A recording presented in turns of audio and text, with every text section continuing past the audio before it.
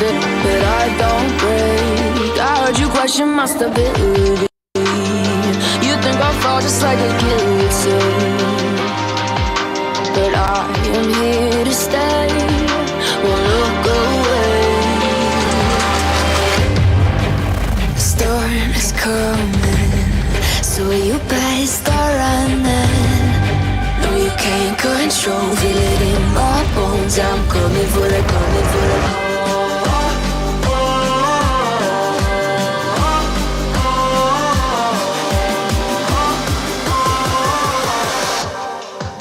I'm coming for the throne.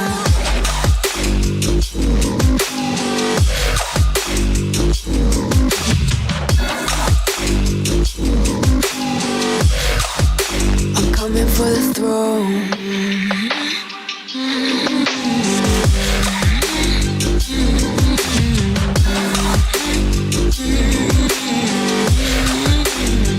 So you wanna be my enemy? You should've known I'd never kiss the rain.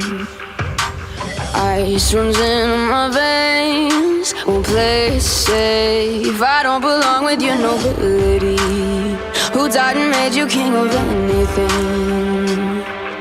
You think that I'm insane? It's your mistake. Kingdoms rise and fall, I've come to take it all. I'll take it, I've come to take it.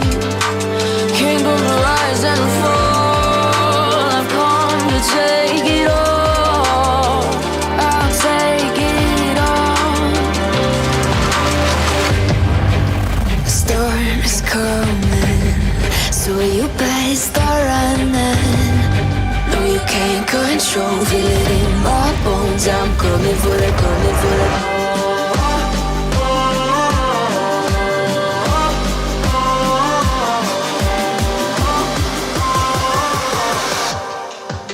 I'm coming for the throne.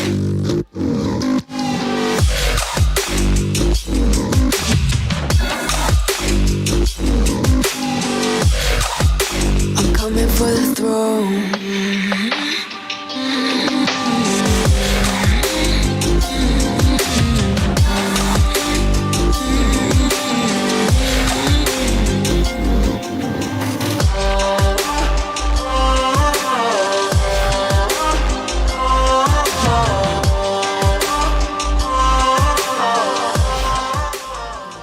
I'm taking the world, you'll see. They'll be calling me, calling me. They'll be calling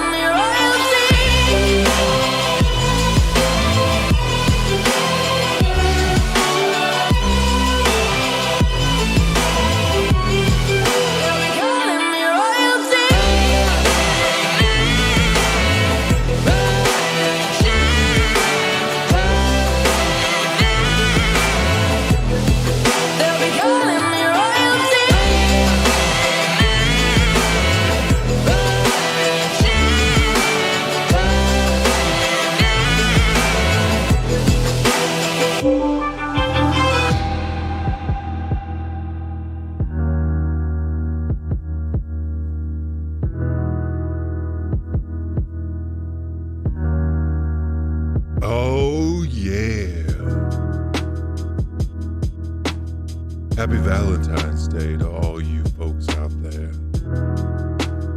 I hope you're doing well.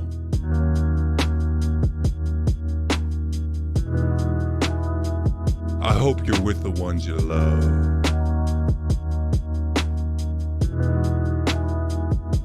I hope you guys are feeling good. I don't know how good you could be feeling after today's game. But hey, we're here tonight. We're gonna rant it up. We're gonna rant it out. We're gonna hold hands. Maybe a little kissing. I don't know.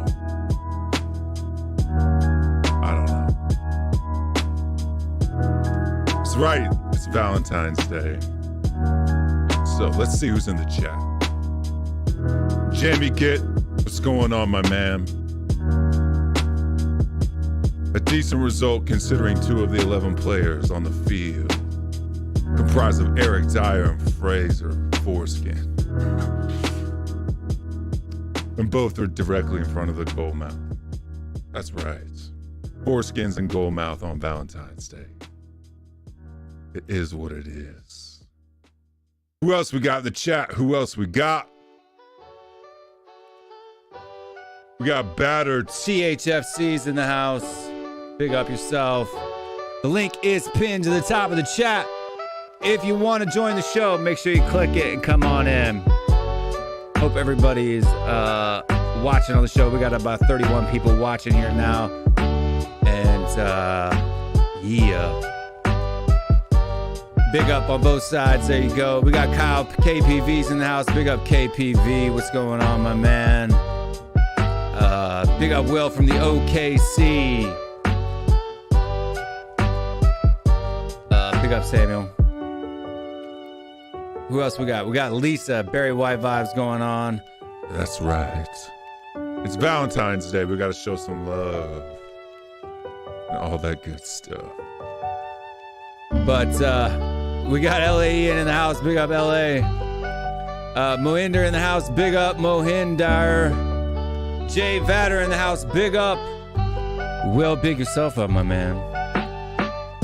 Paul Ireson, evening, last 2 hours of the night shift. There you go, the night shift. We got you covered here on the night shift. We're gonna put you to sleep. But after that, see what's going on. Big up, Jason Grovies is in the house. But let's see who else is everybody here. Make sure you smash the like. Make sure you hit subscribe to both Tottenham Away and WillStewart365. Some changes coming to both places here in the very soon. So make sure you hit that bell so we get notified every time we go live. But it's a little somber tonight. But hey, it's Valentine's Day. We gotta get the mood. Gotta get the mood right. Right, get that mood right. For Valentine's Day. Special Valentine's Day edition here at WillStewartTHFCRants. But let's start bringing in the guests in the back. And then we'll get ready to go on the show. First guest we got tonight is from the land down under. You know him. You love him. Boxing kangaroos all night long. He gets angry like an alligator when you cuss out the good players on our squad. Just like me. Shane B's in the house, everybody. Yo, What's everybody. going on, Mr. Shane? Feeling the love, baby. That's right. I promised everybody I'd dress up today, so I got my Brit outfit on. Yeah, Because I've been called a Yank all day. I figured I got to come out looking, proper Brit with all of my Burberry attire. Did you spray on some Burberry? I do. I have Burberry. It's winter time, so you got to go with Burberry London, right? Yeah. It's a very kind of spicy, good wintertime date fragrance for people that like to purchase fragrances. So Yeah, I'm a bit of a Hugo Boss sort of man. So Hugo Boss is all right. Hugo Boss is all right, but you know, Son's a Burberry model, so I had to go. I got to stick with my man Son today. So. I'm actually a collector of colognes. So There you go. Hey, we'll have to do a show on colognes. I'm a little bit of a collector myself. I've recently come into it. So on WillStewartTHFCRants, we'll have to do a fragrance show someday. Are you down for that fragrance live show? Oh yeah. All right, we'll do that for sure. But getting back to the game, let's get on to the game. What were your thoughts on the game? I didn't get a really good stream, but what I saw, they were there for the taking. We should have absolutely slaughtered them. But I mean, they could have been 4 or 5 goals up in the first half. So, bit of a mixed bag. Super impressed with Papa Matasar, and I think Skippy done all right too. So it was okay. He was one of the average guys, I thought. You know, wasn't bad. But let's bring in music's on. One of our partner in crimes. You know him, you love him, the Pied Piper himself, Stelios in the house.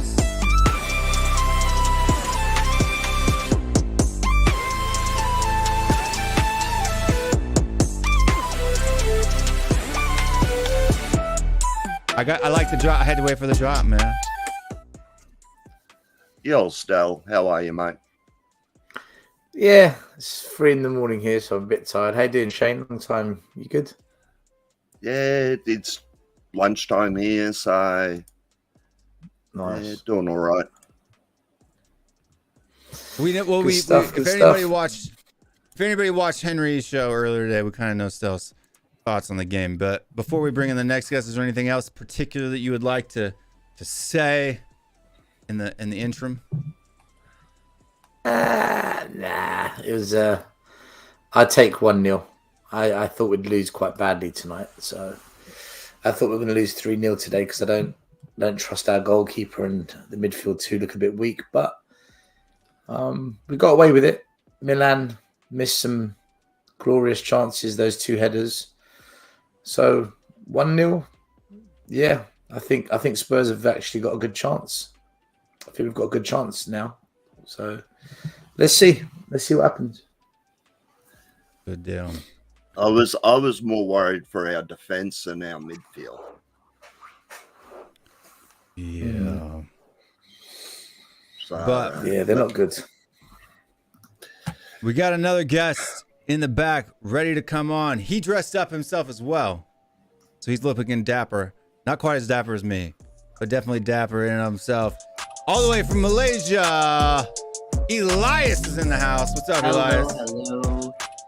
Hi, guys. hello, guys. You're growing the goat tea out. Yep. Actually, my goatee just grows like in 2 days if I don't shave. it's very You gotta work fast. on the sides, though. You gotta work on the sides. Yeah, I'm not that good yet.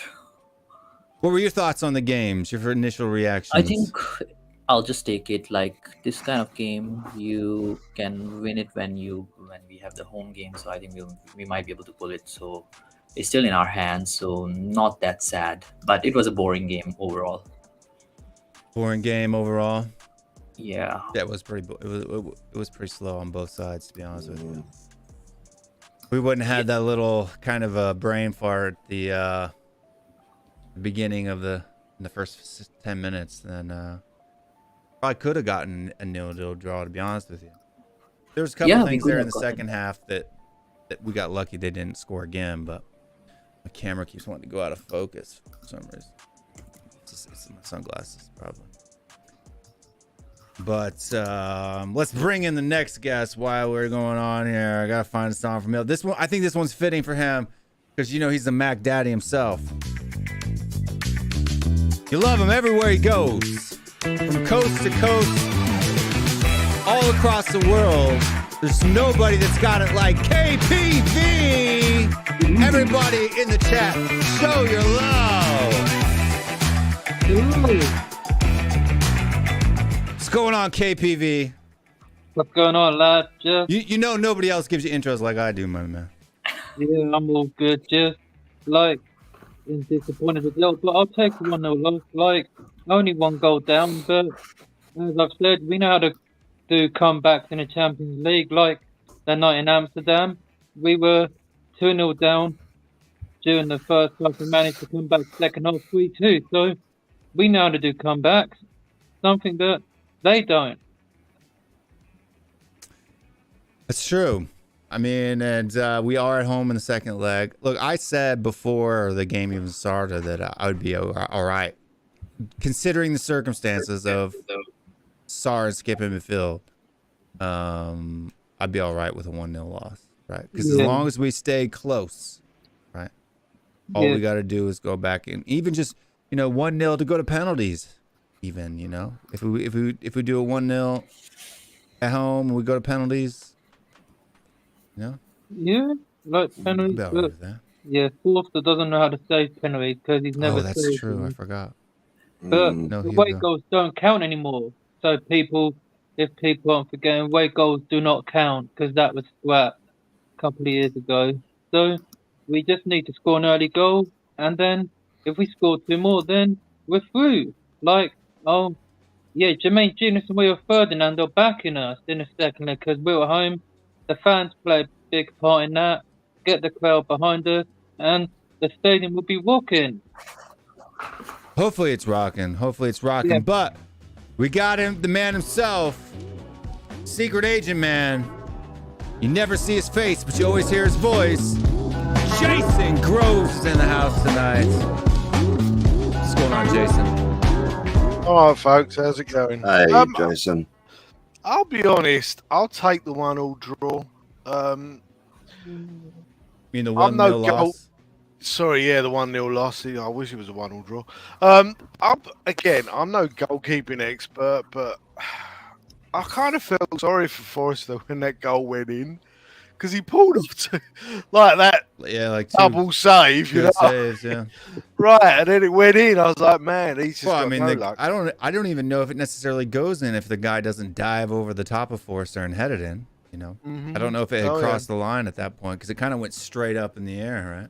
Oh yeah, no, it wasn't going in. Like he put it in the net, and like Sarr was actually, I don't know if impressed is the right word, but I liked his performance today. He wasn't bad. Put it that way. I thought he was all right. And to be fair, man, like despite what people are saying, like Sonny looked a bit sharper. Like he was. Do you know what I mean? Like, good. No, I know what you mean. I said it. He was, he was turning and trying to run through people. Now, Kulu, on the other hand, I don't know what the fuck's going on with him. He is fucking terrible at the moment. Yes. But anyway, there you go. But I think we can. I'm not basing it on any fact other than blind hope, but I just got a feeling we can take him on the home leg. I hear you. It's in 3 weeks, isn't it? 2 weeks, 3 weeks? 3 weeks. 3 weeks, yeah. So March 8th, I think, or something like that around. Yeah, today, on this day today, Crouch scored the winner in Milan. We won 1-0. It was that was a long time ago, man. Legend. Yeah, that was 11 years ago, 2011. Harry Redknapp. Yeah, Crouch goal, Lennon assist, and that's sharp, Will. That's sharp. Looking sharp in that one. Thank you. But we do have one more guest to bring in before we get rocking and a rolling. This guy too. Look, all the Will supporters are here tonight. That's all I'm gonna say from group chats. All the way from the US of A. Big up the mountain man himself, Kieran with Spurs After Dark. What's going on, man? What's going on? Yo, Kieran. You sound like a robot. Yeah, you need to wind up that mouse for your internet. Get it going. I can do that too. I can sound like a robot. Robot. Is that No. That's exactly what you sound like, is what I'm sounding like right now. Except not as clear as me. Hey, he's broken up. All right, Karen, come back when you get your stuff fixed. But yeah. Anyway, the game in and of itself. I mean, let's break down the first half first, right? So in the first half, who did you think was better? Who had more runs? Like, I thought that other than that, around that 6-minute mark, I thought we were kind of the better side in the first half. What do you guys thought? Am I smoking marijuana? or I'll be honest, mate. I don't think we look like we could score in a brothel for like the entire 90 minutes. Like, yeah, no, I didn't think we had like super. I'm talking like he's controlling the game. But other than that one goal in the first half, I wasn't worried at all. Like, nothing they were doing was like scaring me. But what were your thoughts, Stel?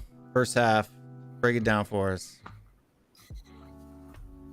I think I know it's same thing every game, isn't it? I think their goal was a number of errors.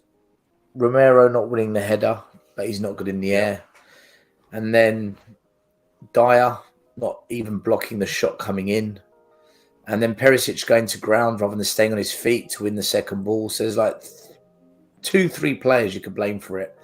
Like every goal we concede, it just reminded me of the kind of shit we saw against Leicester City.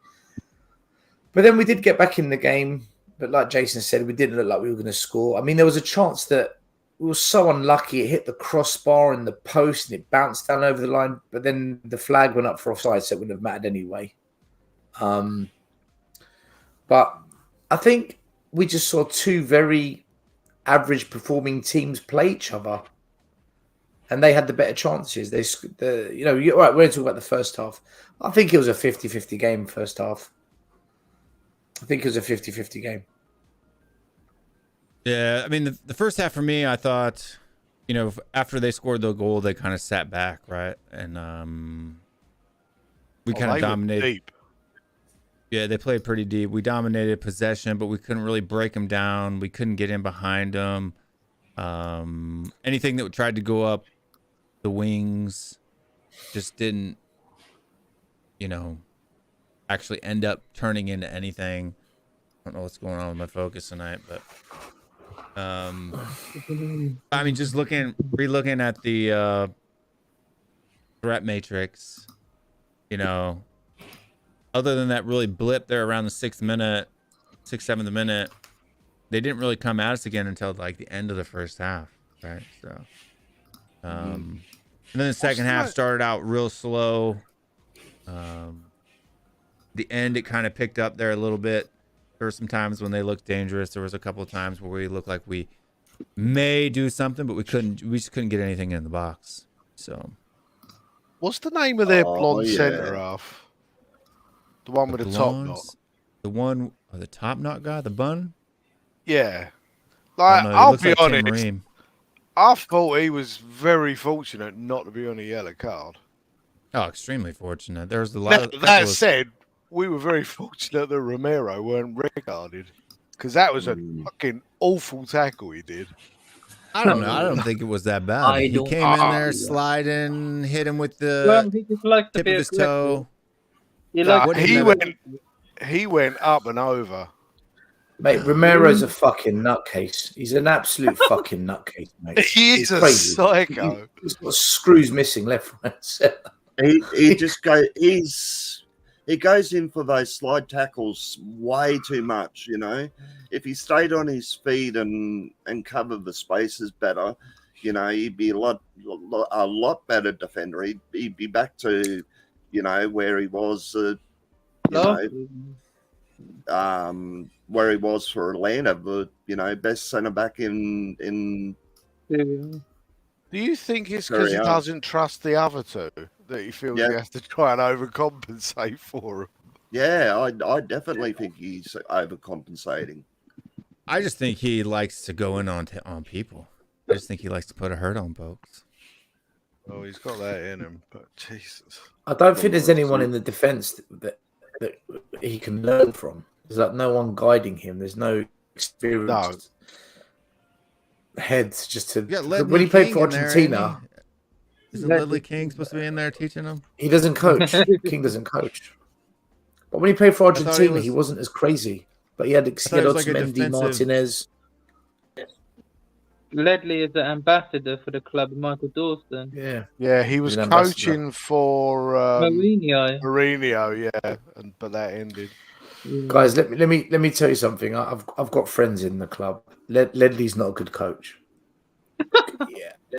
He's not. That's why he doesn't do it no more. He wasn't a good coach. He's a very, very good player. He's a doer, not a teacher. He's not a teacher, man. He's a mustard guy. He's a real nice guy, but he could teach you like do this, do that, say this to the media, don't say that to that. And so how to carry yourself, but to actually develop a player, like proper coaching, no. But from what it looks like from the way the club put him out there, it kind of looks like he spends a lot of time around the first team, as far as like maybe mentoring or something like that. Because he's in videos all the time, right? For the promotional stuff. Yeah, he's a marketable guy.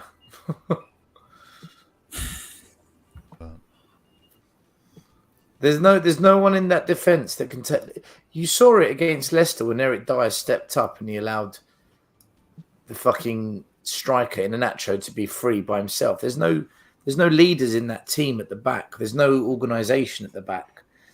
And Romero, he joined us when he was 22. He's now 24. He's got no guidance. He needs a bit of guidance, Romero, I think. But plus, he is a nutcase. Like, even if he's still a fucking nut job. You can see it. He's fucking crazy, man. How long's Dyer going to get away with waving his arms and screaming at people and people thinking that he's got leadership qualities just because he waves his arms around and screams at fucking people? It's like, I don't know. And what's with this, trying to, putting his arms behind his back and trying to block when he's nowhere near the frickin' ball or nowhere near the, blocking the play. Yeah, doesn't he know they relaxed the handball rule? Yeah, Dyer's just dog shit. He is. I agree with Shane. But our midfield performed better than I thought it was going to, so I'll hang on to that. They did. Cherry. Yeah, I mean, for me, Jason. I thought Sarr stood up for the challenge. Like, you got to be, 19, maybe just turned 20, first time ever playing in a Champions League match.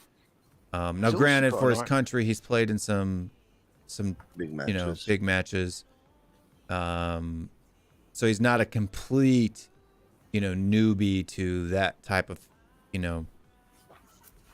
situation. But I'm okay. Look, is he a Bentancur? Can he create the way Bentancur creates? Can he transition the way Bentancur transitions? No. But I don't think we're losing anything defensively. Because there was a couple of times. Yeah, he's okay, but I mean, I just don't think that he has, like, he's not going to score 5 goals in the next, to the end of the season, right? Like, although he did have one decent crack at it, but,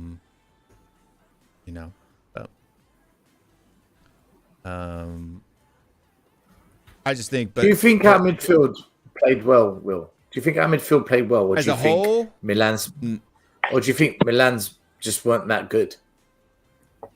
Well, no, I mean, there's that too, right? But I mean, because they actually played in a 3-5-2, right, against us, and we didn't seem like we were outnumbered or struggling, so they didn't play great. in all seriousness, but I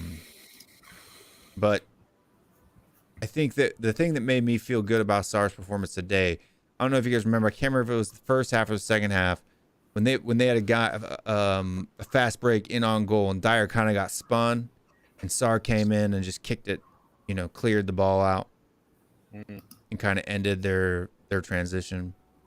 And for me, that was kind of the thing that was like, okay, that's good, that's solid. I think they've done better than average. They weren't exceptional or weren't super good or anything like that, but they were quite steady. They played better than what I thought they would, but still, you can tell we miss Højbjerg and Bentancur. That leadership in the center of the park is, Sar's looking at Skip, and Skip's, he's only 23 or 24, so there was no real leader in that center of the park. Right, who do we have if one of them gets injured? Well, I mean, we've got Harvey Højbjerg. White. Harvey White went out on loan, right? So we got I think Alfie Devine is still in the academy. Jason Groves. Jason left to come out of retirement. Yeah. To be honest, Paul Stewart, to bring him out of retirement. See, that was a player. Wanyama, we have to bring him back. Or we can send in my Paul Stewart. One of the Your Paul Stewart. Yeah. Who the hell is that? My son. Do you know? This man can't even play. Yeah. No, he does play. Not for this first team, he wouldn't. No, His son's pretty good. My son is pretty good. But... Do you know what? There's only one. Yeah. Sorry, go on, say it. No, carry on, mate. You were saying?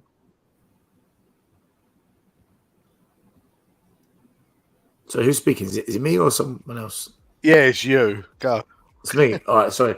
I was going to say, there's only one thing that disappointed me tonight, because I thought we'd lose 3-0 tonight. And I'll be honest with you, if Milan scored those headers that they should have scored, it would have been 3-0. But I didn't expect much tonight, because I've given up with the defence. I think the goalie's bang average. And I think the midfield kids, and we've got players not playing great anymore. And the one thing that I actually genuinely just got, I thought, fuck sakes. The last 20 minutes, their goalkeeper was injured. He's hobbling every time he caught the ball. Yeah, he was not even walking properly. Surely, as soon as you get near the box, outside the box, just inside the box, just pull the trigger. Just fucking pull the trigger, man. And we didn't do it. The only person who took a shot was Ben Davies, who smashed one from distance into fucking Rosette. I mean, was it? Sonny had a crack from outside the box. Yeah, but I mean, not from range. I mean, more just when we got just outside the box, or when we went in the box, even if the angles were tight. Just take a shot on target and see what the goalie's got, and we didn't do it. I just, even Richarlison, he was more interested in falling to the ground and trying to fake a free kick, and it's like, for sakes, man. I was going to agree with Stel then. Richarlison needs to pull the trigger a lot sooner or a lot more. Yeah. He needs to stay on his feet before he can do that. He's got skills, but he's got to pull the trigger. Yeah, let's read out Gogama's super chat. Big up Will Nim and our awesome panel: Shane B, Stelios, 007, KPV, and Elias. Happy Valentine's Day! Although Valentine's Day in Korea was yesterday. Gogama Nim, 우리 chocolate 어디 있습니까? So people don't know. I asked where my chocolates were. In Korea, Valentine's Day is for the man. And, mate, we're in the wrong men country. get chocolates on Valentine's Day. And then on White Day, that's for the girls, for the women. Yeah. And they get like a hard candy. So Sounds it's good. split. They get gypped. I'd rather have the chocolate. Yeah. So but that's the Sounds like they've got a old good school deal. feeling thing. But They've probably got a good big up deal. Goguma. Big It's up worth Goguma. the 5,000 won's worth a box of chocolates. So I appreciate it. Hi, Google. But no, we love Kate. and then they have a singles day Oh wow. for the singles. They call it Black Day. That seems a bit dire. Yeah. Yeah. That's my day. And you eat black bean noodles. That's what we call it. We call it jjajangmyeon. It's kind of Oh. Okay.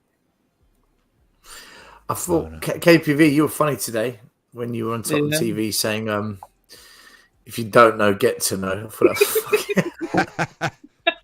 Keep doing it. He goes, "If you don't know, get to know." I'm sorry. Another 5,000 won from Goguma and put 3 bars of chocolate in there. I'm sorry. This is the only one I have. Cry face. I love you. I love you too, Goguma. Thank you. It's all right, man. Love it, Goguma. I appreciate it.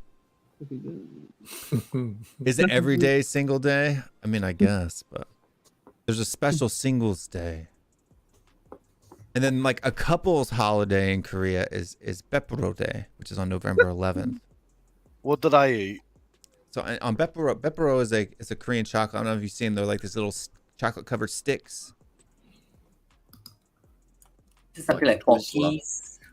Yeah, like Pockies. That's the Japanese version, but Bepuro is the Korean version, and it's 11/11, so it's Bepuro Day. So there's lots of the wooden sticks. So on that, there's a bunch of things. Couples go out. Christmas Eve is another couples holiday, like a date night. But Valentine's Day is done differently. 네, 감사합니다. 사랑 많이 해주셔서 감사합니다. 고구마님. But yeah, we got but yeah, good stuff. Fun times in Korea. If you haven't been to Korea, you should go. You should go. You got to go at least one time in Seoul in your life. If you haven't been. If you like to travel. I mean, if you hate to travel, then don't go. But definitely go. Yeah.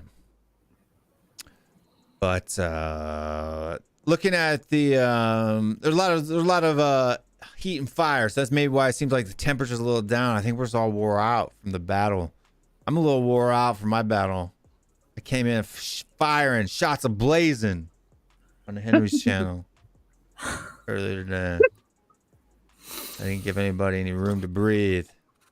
I'm just so tired of it, man. I'm so tired of watching a game where Son actually has a decent performance minus the goals, and people just want to tear him down for no reason. And then nobody mentions this Harry Kane, who did absolutely, like, seriously, where does Ali Gold get off giving Kane a 6 and Son a 5 today? Like, in what world is that even close to being accurate? And he got forced to a 7. What world is he living in? I don't know. If you say one bad word about Alistair Gold, you are literally the devil. You're not allowed to question him. You can't question Alistair Gold. I'm questioning it. Do you know when Alistair Gold THFC, speaks? where are you at? But we got another guest to bring in for the show tonight. Who is he? Well, he's from the US of A. He lives in LA, and they call him Ian. What's going on, my man? Welcome to the show. Yeah. What do you know? What's going on? What's going on, everybody? What are your thoughts on the game today? I don't know if I'm just pessimistic. Oh, I'm really bright. Hold up. Hold up. Oldham. I don't know if I'm just really pessimistic, but people are saying it's a good result. I mean, I think it is objectively, but I did not think it was a good game at all. Like at all. I think the midfield. I didn't see what everyone else was seeing. I guess with Sar and Skip, they didn't mess up, which is perfect. I mean, that's good, but very little was going forward. Very little going forward for both of them. But then again, I don't know if that was their job tonight. I don't know what the instructions were from Conte, but I'm very disappointed in the front three. I don't know what's going on with Kulu right now. Kulusevski seems a little, I don't know, off. He seems like to me, it seemed like he was too eager to make every single play he could. And instead of going after the second ball, he'll go third and fourth, and then he just keeps on messing up, which means the effort's there. But yeah, a little disappointing. We couldn't. Just before I got on, you guys were talking about how the keeper got hurt. And we should have been taking shots the second he's hobbling around. I remember that Kane chance right at the end. It wasn't a chance because he didn't even shoot. He fucked it up. But if he could have just gotten that on goal, I think it would have gone in. I think the keeper could barely dive, let alone walk around. But you have a home leg to go. I think Højbjerg will be back unless some other disaster hits Tottenham, which it probably will. Some disaster. Home leg to go. Just win it. And there's no away goals anymore, right? So what if we win 1-0? So if it's then it's Extra time. penalties. Extra time and then penalties. Yeah. Wow. Well, I actually do fancy our chances in the penalty now. Penalties. What's the con? I think we're both with Foster in goal. I think Foster's better than their keeper, though. If you really want me to be honest, but any shot low and hard, Foster's not saving.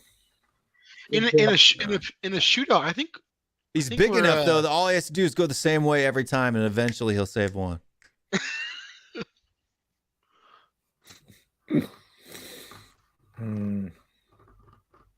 I think we're gonna. Oh, we lost. I think we're gonna go for it. Second game, we're gonna go for it. We're gonna try and push Milan back. We're not gonna just let them kind of get control, sit back, counter attack. I think we're gonna go for them. I think Porro will start. I don't think Emerson will start. Yeah, I don't think they had enough on that side. I don't think they had enough on that side to really not to warrant an Emerson. Although I thought Emerson was okay. He wasn't great, but like defensively he was. Emerson couldn't cross a T, man. Well, no, but we know that going forward. Like I don't even expect it from him anymore, right? You're right. Like you're right. Yeah. Like for me, the only thing I look at.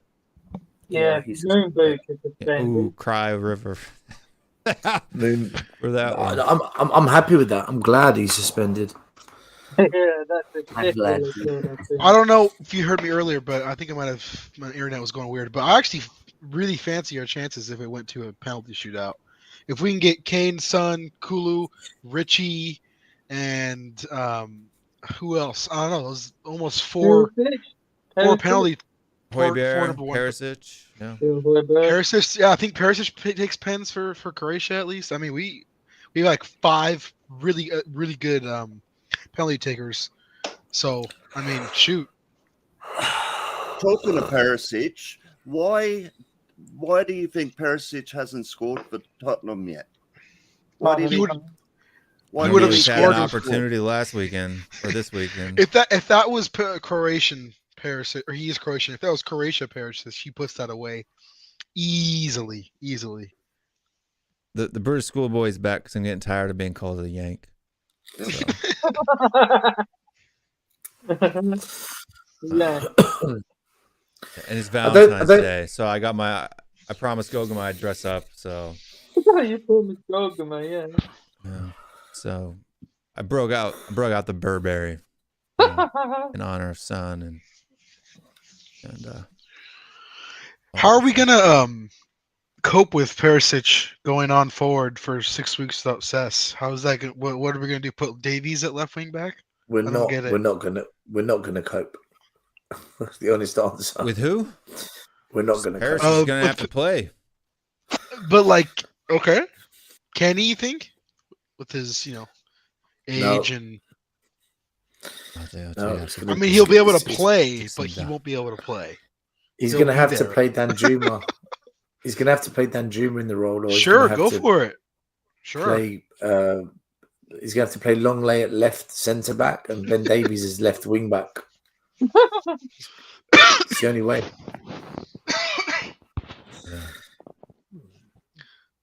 Where are these injuries that we've had are killer. They are really bad. The thing is, Ian. Go ahead.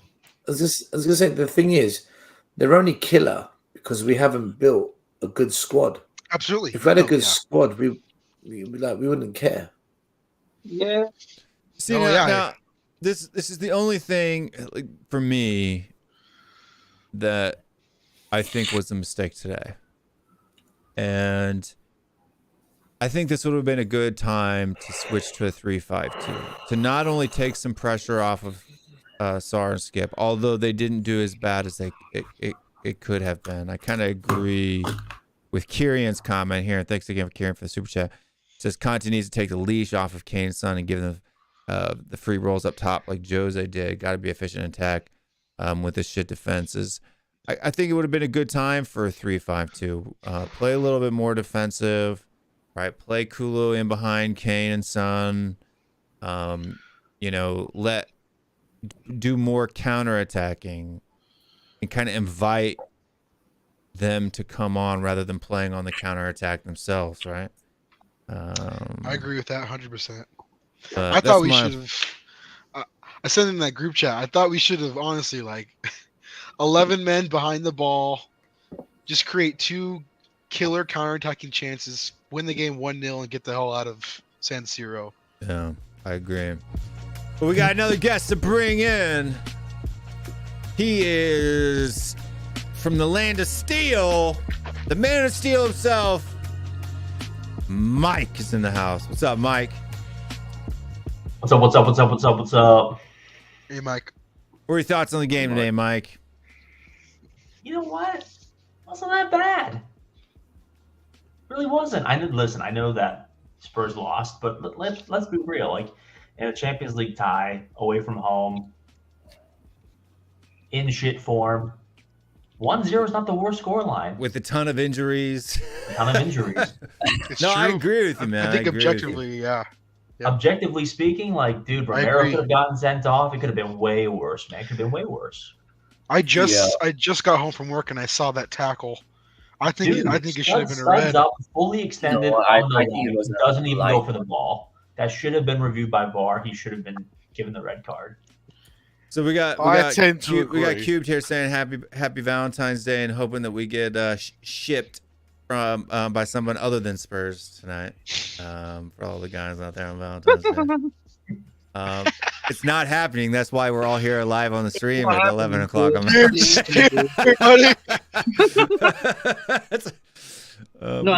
for rubbing it in, Cube. Thanks for rubbing it in. And while she's rubbing that in, let's bring in another guest to the show. Because he likes to make the Love Lounge go. Mari from That Spurs channel.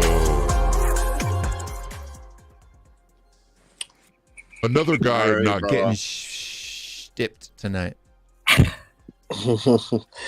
Happy Valentine's Day, my brothers and people.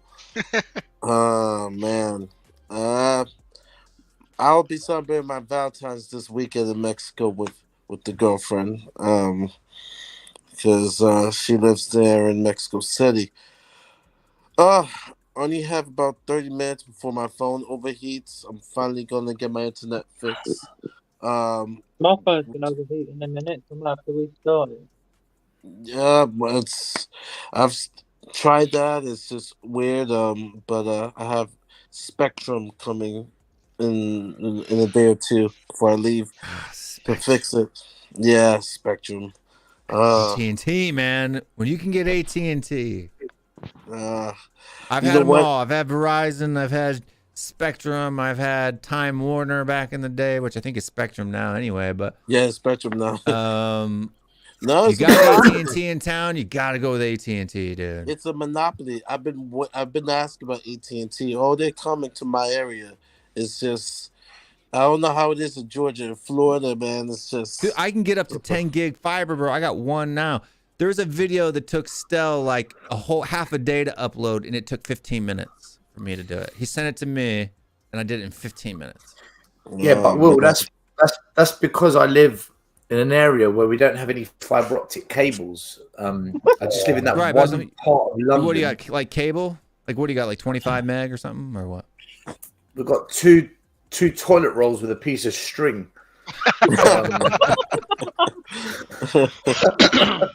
Still, I mean, 5G on your phone is 25 Shout out meg. to Sal, but I'm gonna say this: if you can afford Starlink, go for it. It's really good. I'm serious.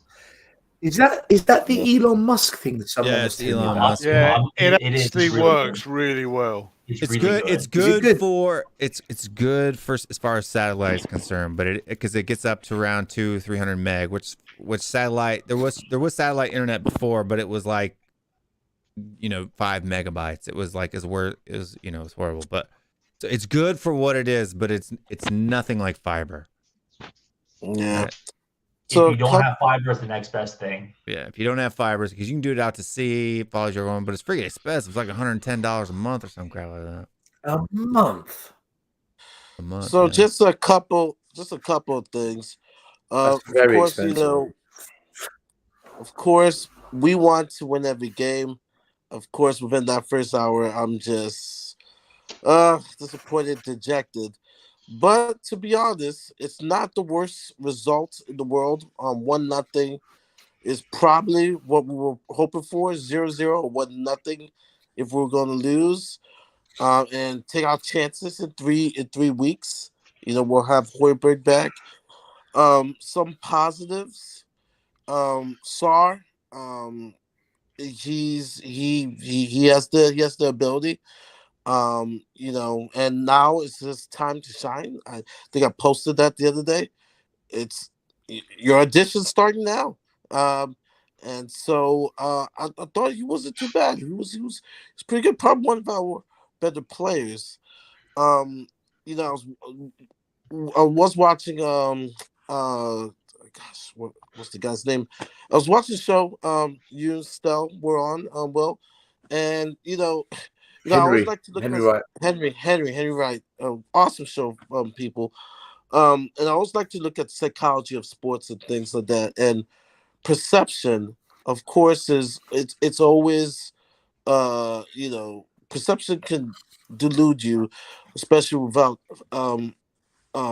stats, especially when you're watching the game and you're not looking at stats. And so it is the tough battle is. You would look at SofaScore, you look at stats, and be like, Perisic, Son, it was an okay game. If you don't score goals, it's an okay game. But the problem is, the perception is we're so starving for goals, we're so starving for success, it looks like everybody played bad. And that's the perception that people get. And it's hard for people to break, I counsel people on this. It's hard for people to break out of, oh, wow, this person actually did their job for today, but we lost 5-0. So that means everybody played bad. And so that's from the beginning of time, it's hard to break. It's how we view an era, a presidential era or a leader era. Well, let's look at the facts. Well, this person still did a bad job. It's emotion comes into it, and sometimes the emotions play us, but it's just all part of it. And so I think with today's performance, emotionally, everybody feels dejected. But if you sit down, you kind of calm down about it, it's just like, okay, coming in with two young pups and Skip and Sar, you know, it could have been worse. You know, it's 1-0. You know, we still have a chance. You know, you gotta go into the West Ham game trying. You know, Newcastle's dropping points. You know, above us. You know, so still a chance. And so, you know, that's the outlook I'm looking at, and you know, and just trying to remain positive. You know, I'll leave off with this one last thing though, and it's probably gonna go against what I've just said. Trying to stay positive, but just listening to the interview by Conte, boy, I will be shocked if he signed on and stayed. I'm just being honest. Just going my gut. I want to be wrong so bad. I want him to sign, but Sorry, that's Maury. just my gut feeling. I gotta interrupt you for a sec. Dietrich. No fun. The man, the myth, the muffin. Dietrich Kane is in the house. Dietrich. What did Conte say? I didn't hear his interview. That's a sick intro music, man. That intro I was gonna music say is something about the music. sick. I was gonna say something about the music. That was sweet. Arabic, Persian, Yeah. mysterious Sahara Desert sound. That's like fucking crazy. I will quickly interject that Conte was talking about, you know, Italy being his first love. I'm waiting There's for him to nothing say wrong- it's racist. Yeah. He isn't saying it. There's nothing wrong with Conte saying that Italy is his first love and whatsoever. My only point is, was it the right time? It could be a statement that's not wrong or not correct, you know. But there's also times you say, you know, those are the type of comments. It's just like, kind of more timing to say it, you know. Dude, Mari, that's like talking about your ex in front of your wife. You just don't do it, man. Yeah, I agree with you. Yeah, it's just kind of like, you know, what you say is Unless not you want to wrong. piss her off, right? And then that's Yeah, That's but it's what just happens. And usually Conte is like, it is a disrespectful to talk about another job or another position. It is especially when you have a disrespectful. Conte out. It's like, oh my That's god, a man, terrible, Conte, come on. terrible. That's a terrible accent, Mike. That was shocking. I had to, man. I had I need to to. work on that. What the hell was that, man? It sounds just like my terrible Saba timing. impression. It's just terrible timing, especially when you have a Conte out growing, and it's growing, you know, barrage that's coming. It's kind of like, do you really have to say it? I mean, I get it. I totally get it. It will always be your first love, but right now, your current love, it's we're dying, we're struggling. Don't do it. Don't do it, Dietrich. Don't take the plane down. No, doesn't matter. Working. Sounds like you're on an airplane, man. Okay, by the way, the most racist song you can Are you in a hairdresser's? You getting hair blow dried? Wait, does it work or no? Are you on a laptop? Dietrich, can you hear me? Dietrich.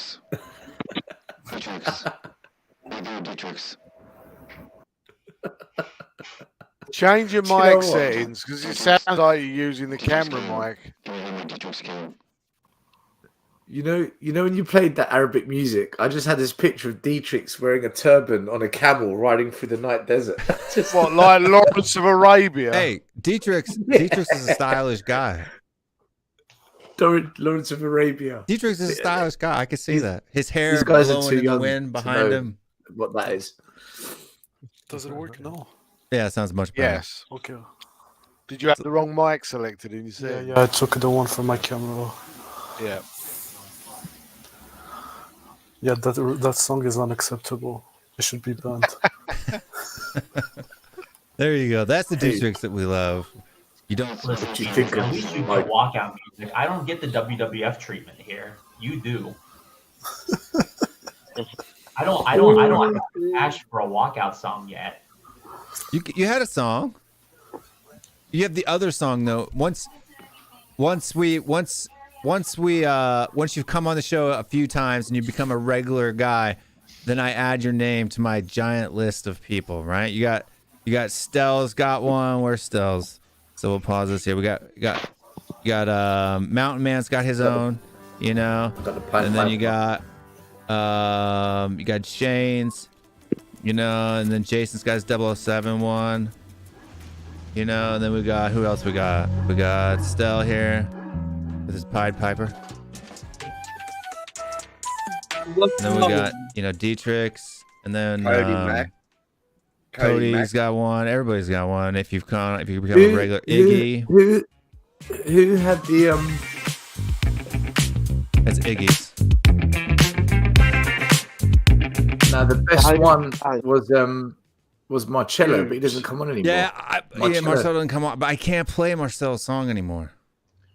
Why is it flagged? Yeah, like it came off, it changed. It's no longer royalty free. Does Cody ever come on the shows anymore? I have not seen him in forever. No, he doesn't. Oh, Cody's taking a sabbatical. You? Cody's got a great. His tweets are hilarious always. So I thought you guys actually did a great job on the show earlier talking about Romero. Is he? And this was what I was thinking when is he disturbed? Yes, he's disturbed. What? Is he disturbed? He's disturbed. No, yeah. I mean, like this It's an English thing to say. Something's wrong with him. You got some TV noise in the background there, Dietrich. Oh, sorry. That's a very English turn of phrase, I feel. Something's a little off with Romero, but no. But I was going to ask about Romero and ask you guys: is he really as good as everybody's making him out to be? Because I don't even think he's a top 10 defender in the Premier League. Do you know what? Mike, let me tell you. Not this year. What do you think? Wait. What do you think Mike. people are making him out to be, Mike? Hmm? What do you think people are making him out to be? Like a top 5 center back, A or like world-class defender. Yeah, he's not world class. Mike, he's not world class. Is he a top defender? Yeah. I forgot we got 10 on air. Man, sorry, Pyrex. If somebody jumps off, I'll bring you in. But we got 10 right now. Will, I'll tell you what. Let me just answer Mike's question. He's gone Jason, now. He's popped out. He's popped out the back, so he's not in there anymore. I was going to say I'll jump off because it's almost 4 a.m. here, and I'm Still, you're staying right here, or I'm gonna blow your house. Wait, why are you still up? I don't know. I forgot. I was like, oh, he must be in America or something. Oh, no, going on current form of this season, I would say he is not having a good season. For me, Romero is a top 5 center back on form, but he ain't on form. But the issue when you have 2 donkeys next to him, it's hard to do a three-man's job. So I think it's unfair. You see him like when he gets. Yeah, but dude, did you see the way he fucked that header up? Like that's got nothing to do with Dyer or anyone else. That's like the dude can't head. Jason, it's one of how's his he weakness. a top 5 centre back? He can't head the ball. It's his weakness, but. His weakness is going in Stud's eye when he don't need them. That's his weakness. No, that's fine because even Bastoni was a lot worse than Romero under Conte.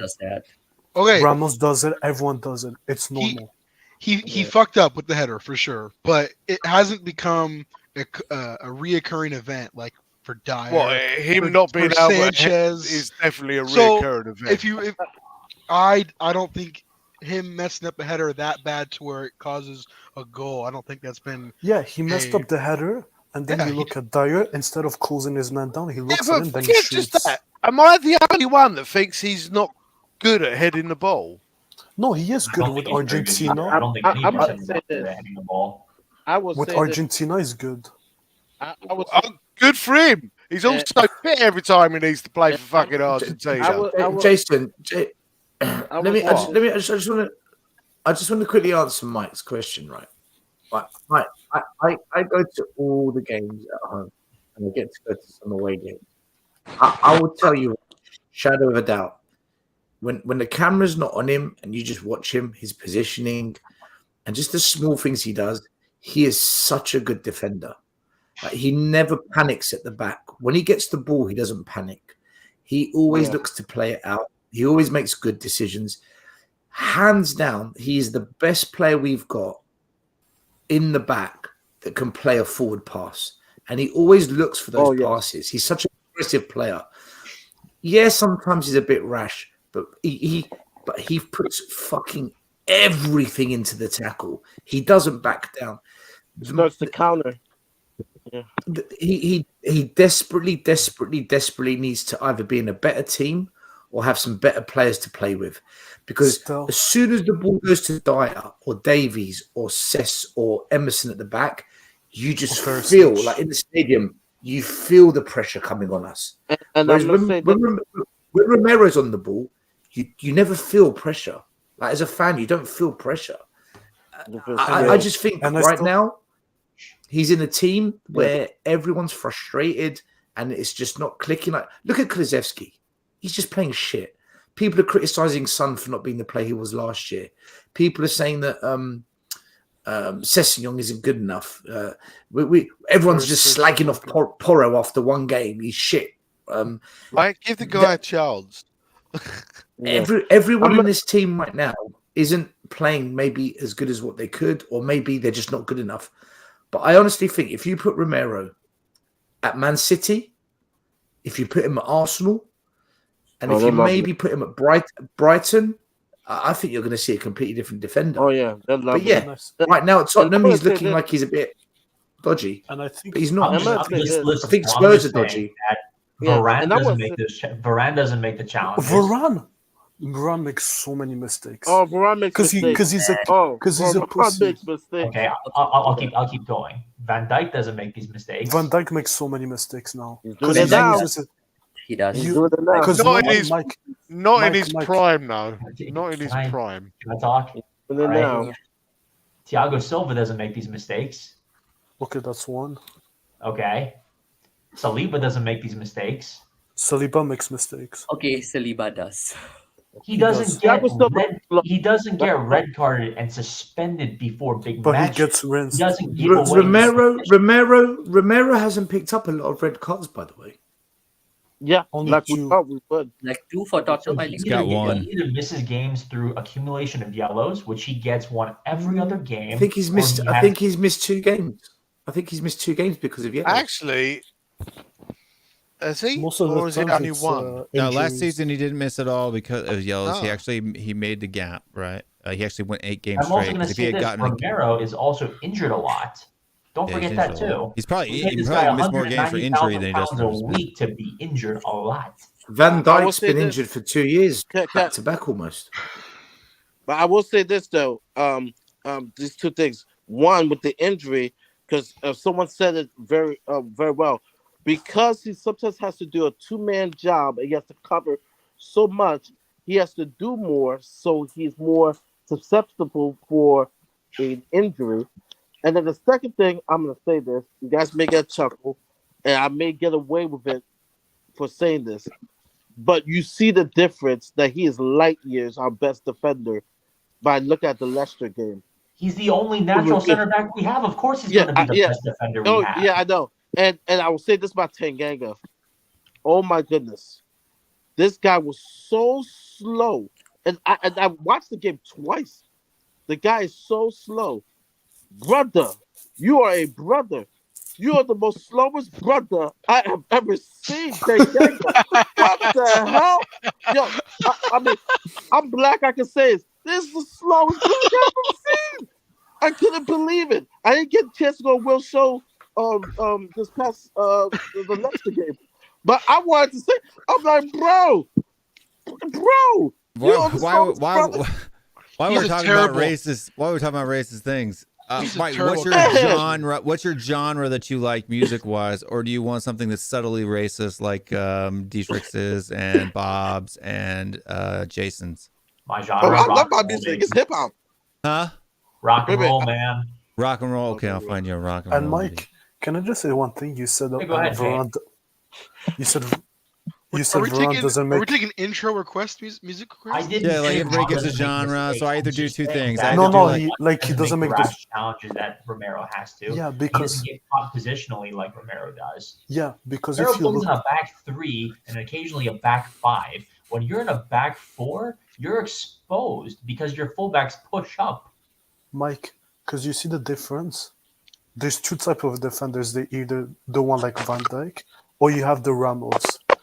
Romero is exactly like Ramos. He's rash. He's never gonna stop. He's just gonna go at you and clip your head. But like Varane, Van Dijk, they stay back. They're the ones that are going to take control of the defense. what kind of rock? Country rock? Classic rock? What are we doing? Any Metal? matter. Screamo? guys. Okay, guys, I've got to head off. I will catch us all later. Take care, Shane. Okay, Shane. Bye, Shane. Cheers, guys. See you later, Shane. I mean, I look, think- I I'm think- not. He clearly is our best defender. I'm just saying, like, Guys, fuck. right now at Spurs, we've got this really bad habit that's creeping into the fan base where we're just shitting on our own players, but we're shitting on too many now. Like, I get it when everyone was shitting on Emerson, Chicken Royale. I got it. And I always shit on him. I think he's horrific. And when players then started shitting on, Dyer, Moon Boots, and again, I get it. But now we're shitting on Son. We're shitting on Kulu. We're shitting on Romero. We're shitting on Porro. It's literally like this.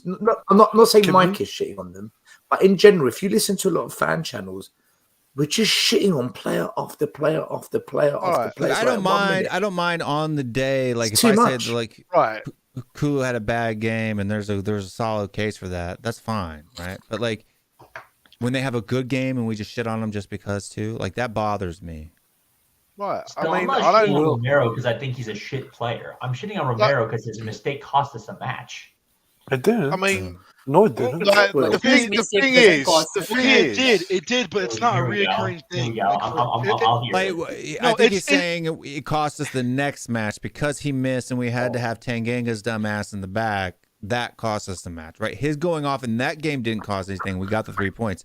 But the next match against whoever it was, I don't remember now. Leicester. The last time I heard people say if we play Davis, Dyer, Sanchez, we didn't consider goal for 5 games. So I heard we didn't play Sanchez though. We played Tanganga. No, I mean Sanchez played like 10 minutes.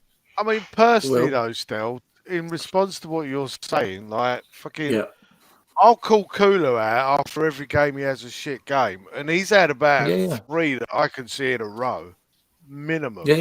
Like he has not been himself. Like, when was the last time you see him like actually take on a dude and get round him? Because as far as I can see, he keeps kicking the ball into people. He looks like Jason. I agree. I just think there's I'm not too saying many he's a players now bad that player. we're doing it to. No, Will, no sorry, one's- can you no bring up one's that saying comment of 419 by Matteo? I just want to answer his. I just want to just make a quick comment because, Matteo, so that's directed at me. Yeah. Is anyone blaming fans today like the result, am. like a certain man did? Okay, I did. I'm Go not a watch certain my man. My intro on name. Henry. You're a loser, Matteo. Matteo, my name's Stelios. You don't have to put certain man code. Like, we get it. What I would say, Just say stuff. I'm here. All right. What I'll say to what your comment has just said is that's not what I said, and you're being disingenuous and you're misleading people. Right. What I said was I blame fans for accepting the situation at Spurs. So people that say blame the managers, blame the managers, blame the managers, I don't mind that. But then don't get upset and start complaining when we lose because you've accepted that the owner hasn't sacked the manager. You've accepted that the chairman has kept the manager. You've accepted the way we run. So if you're going to blame managers but defend the board, which you're allowed to do, I don't have anything against your opinion. But if you're going to take that position, you can't then get upset and pissed off when the results don't work because this is the club you've accepted. You've accepted this. That's what I said. I never said I blame the fans for the result. I never said that. You've taken what I've said, strawmanned it, or whatever the wording is you've misled or taken out of context what I said. So I hope my message serves you well, sir. If you don't get that, then I can't help you. All right. I just wanted to clarify. I think it was a drive. I think it was a drive by strawmanning because he hasn't responded. So listen, if he wants, he can come on the stream. The link's in the description. Yep, the link's right there. It's pinned wherever it is. There's room now. There's only 7 of them. Jump on, Mateo. And there's one thing I don't understand with this fan base. It's people like saying, drop Son and put Danjuman, and we've seen Danjuman any shit.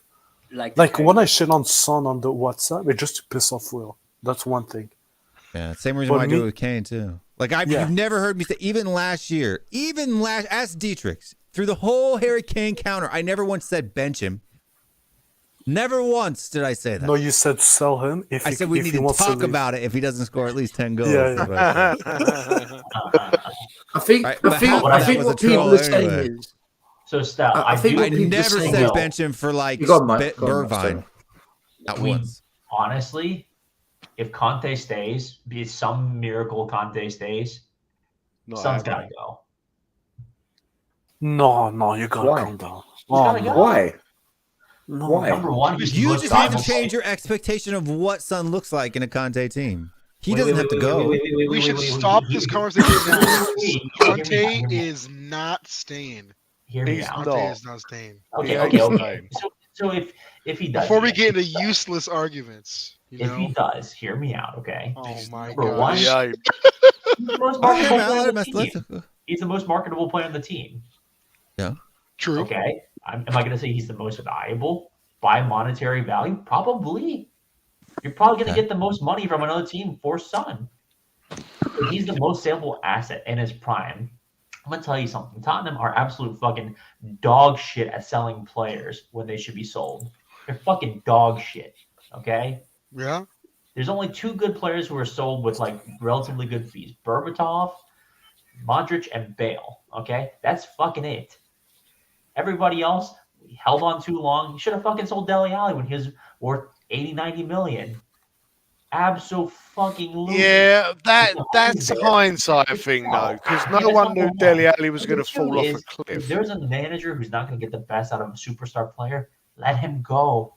Let him go and get the player you need. Why do we keep saying that, though? Why do we keep saying that phrase? That phrase.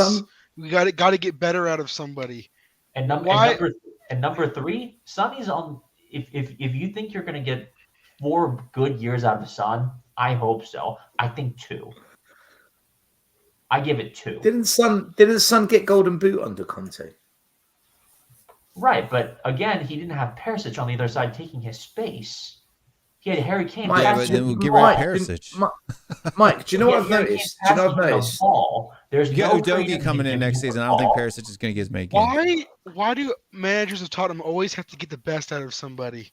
Why can't they just do their damn job and create a team that's good enough to just be good, not to excel, go over the top? Because when you only have a finite set of resources, you have to utilize the resources the best you can. Unfortunately, like I understand Tottenham's not going to get a new owner anytime soon. The owner's not going to invest in the team anytime soon. Which manager used the resources? Which manager used the resources? Your assets to get better. You have to sell the best you have in order to get good young talent. Here's the problem. Well, I don't trust us to spend the fucking money wisely anyway. So, like, one minute. We're going to sell our best players to buy young players to try and get them up to the level of the best players we sold. Especially if you see a precipitous downfall and they don't suit the system of the manager. Yes. But do you trust this team? The problem is do you trust this team? Son does suit the system. Do you know what? There's a pattern that's emerging at Tottenham now, right? Wait. Tell me why you think he suits the system. I'll tell you why he doesn't. Who? Son? Yeah, Son. Because we play with the 3 across the top, and he's a left-sided attacker that can play on that side. Go on. Is that it? Well, what more is there? He won the Golden Boot doing that last season. He won the Golden Boot getting the ball from Kane. He won the Golden Boot without getting crowded out by Perisic. He won the Golden Boot getting actual legit chances on goal without being crowded out in the middle of the pitch. He's not a trequartista. He's an actual winger who has to He play. actually only got only 5 of his 23 goals came from Kane last season. 8 of them came from Kulusevski, right? So sure, but like Kulusevski was giving him service. He's not anymore. Yeah. So well, maybe that comes down to Kulusevski being out of form as well. The way Mike, maybe it's a double-edged sword. Mike, let me tell you something. Right? The way that the goals are being enabled previously aren't anymore. Like they're not playing this differently. team. That's the point. Mike, this team for the past 6 years, Son and Kane have carried this entire team. They've carried them, right? It's now got to a point where they cannot just keep carrying the team, right? As much as we are saying, is that KBB? Yeah, you guys. Yeah. As much as we're saying, as much as you're saying that maybe Son's on his way down, Kane this year, I know he scored goals, right? And we can't just ignore that. But his general play is nowhere near the levels of what it was in years before. It's not, right? So we could argue that his game's on the way down, but it's not. What I think is happening is this. This is what I think is happening. When Conte came in, we were like, when Jose came in after Poch, we were like, upwards, top of the league. Then we just collapsed. Then Nuno came in, upwards, top of the league, 3 games in a row, blah, blah, collapse. Conte came in, upwards, top 4, and now maybe it's collapsing. It's the same thing every time. The manager comes in, everyone's fighting for their place, everyone's pushing themselves, everyone's excited because it's a new manager. But then as soon as that manager gets to a transfer window and we don't bring in the kind of players to properly build a team, reality kicks in and we go to shit. And I think that's what you're seeing now.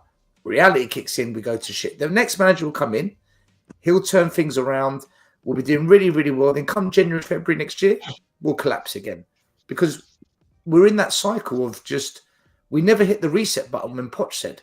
And until we hit the reset button, this is going to keep happening. And we're going to just blame it on players like Son, then it'll be Kulu, then it'll be Romero. Eventually we'll blame Kane. Eventually the fans will blame Kane as well at some point. That's what I think is happening. I don't think Son's on his way down. I just think he's stuck in this cycle. And maybe he does need to be dropped for a couple of games. Maybe he does. We're in a cycle where we bring in a manager and they have just enough time to like build half of their team. And then by the time everything goes to shit, we sack him. And then the next manager comes in. Now they got a team full of 3 different managers, players. And then just like them, this manager will bring in about 4 or 5 players that he wants, and then it'll go to shit. And then it's just this terrible cycle that we're in, and we won't get out of it because Levy and the fan base, and the fan base has to take some credit for this too, is that we're not withstanding the hard times with any of the managers. With Poch, we decided to he's haven't won a away game in over a year. Jose, it's shit football, dinosaur. Oh, now we got Nuno. This guy doesn't know what he's doing. How did he even get the job in the first place? Now we're on a Conte again. Somehow he's turned into a dinosaur. Shit tactics, shit football. Even though he wins everywhere he goes besides us. So, and the next manager comes in.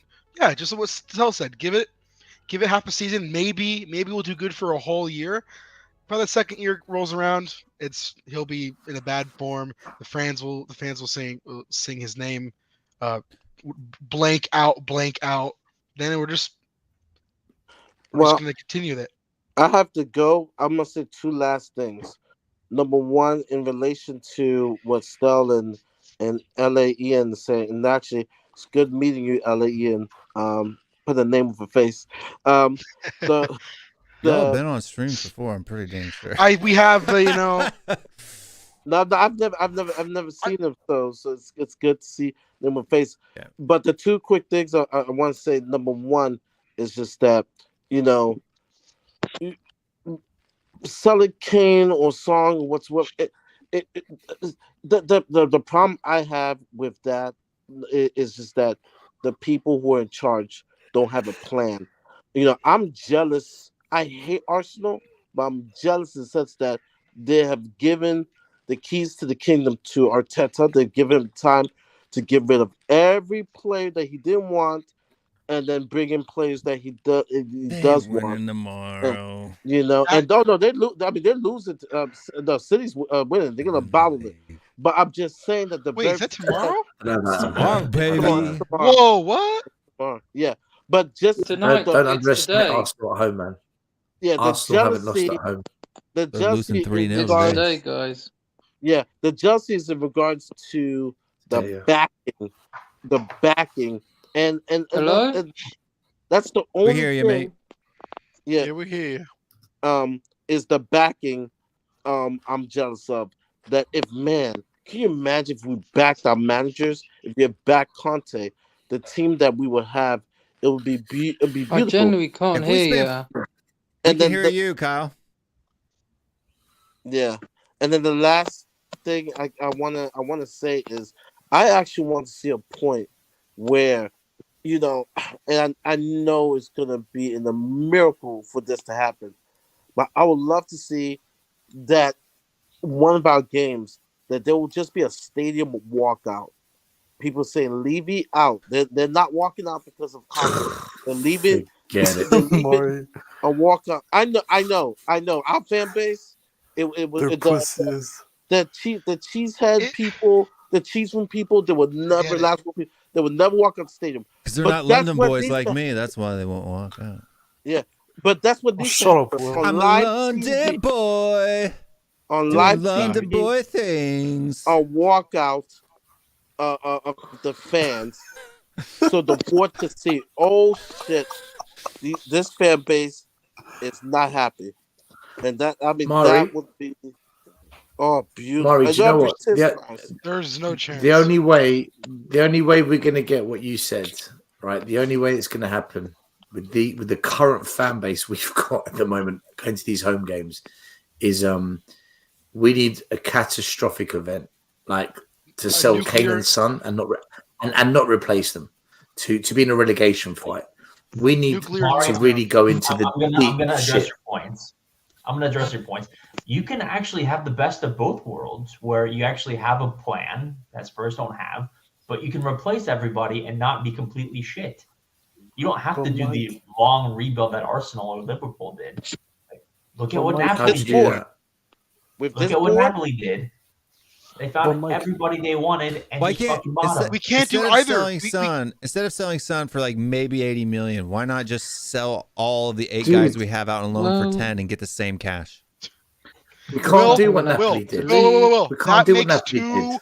much sense. Will, that makes too much sense. You have to find buyers with wages, man. They'd buy him for 10 million, dude. Mike, we can't. You just said do what something Napoli about did. Napoli. We're up against You said- Liverpool, Arsenal, Man City, Do you know what's Man funny? United, Newcastle. We're Later, up Mari. against some animals. Some Do you know animals. what's funny? Do you know what's funny, Mike? You said something about Napoli. Do you know the left winger they have, Cavazzaglia? Yeah. Imagine we were linked, and we looked at this guy and we went for Brian Hill. So you saying we can do the Napoli? I don't even I mean, trust the scouts. imagine you were linked to Kim and you bought Joe Rodon. Yeah, but I don't trust the scouts. That's the issue. If we say, wait, let's do a plan, it's showed for 22 years where recruitment has been Dietrich, shit. you know what the Spurs fans say? He's not fucking prem proven. I don't want to hear that bullshit. Okay? No, He didn't it's play not in a about big prem league. proven. No. You and the rest of the but fucking Spurs fans say he's not prem proven, and if you don't sign a big player, it's not a sign of ambition from the club. I don't want to fucking hear it. No, on the content, 100% agree. But if we had a manager like Poch when we had the starting 11 and we brought the Kim and Jays, the one that you can elevate the I had no bench, problem bringing in Kim. I would and have Jay no under issues. Jose But on the Mourinho. content, I want No, the starting I don't think 11 anyone did. fixed. I want the starting 11 fixed. Then we can fix with those All I players on said the is that bench. he wasn't a guaranteed starter. Like if That's Kim the Min-jae issue. I came want into the guaranteed club, he wasn't starters. a guaranteed starter because he hadn't played in any top 5 league at the time. Yeah, Now he Who's- has. He could come in as an absolute starter. yeah. Mike, I've got your do you know song for what? you before we do this. Oh, that's bad. Oh, that's Gotta wait for the drop.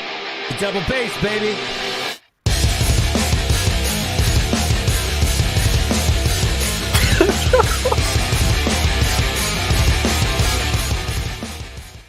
That works. I love huh? it. There you go. You've got more You're in there. fucking issues than Romero. Will.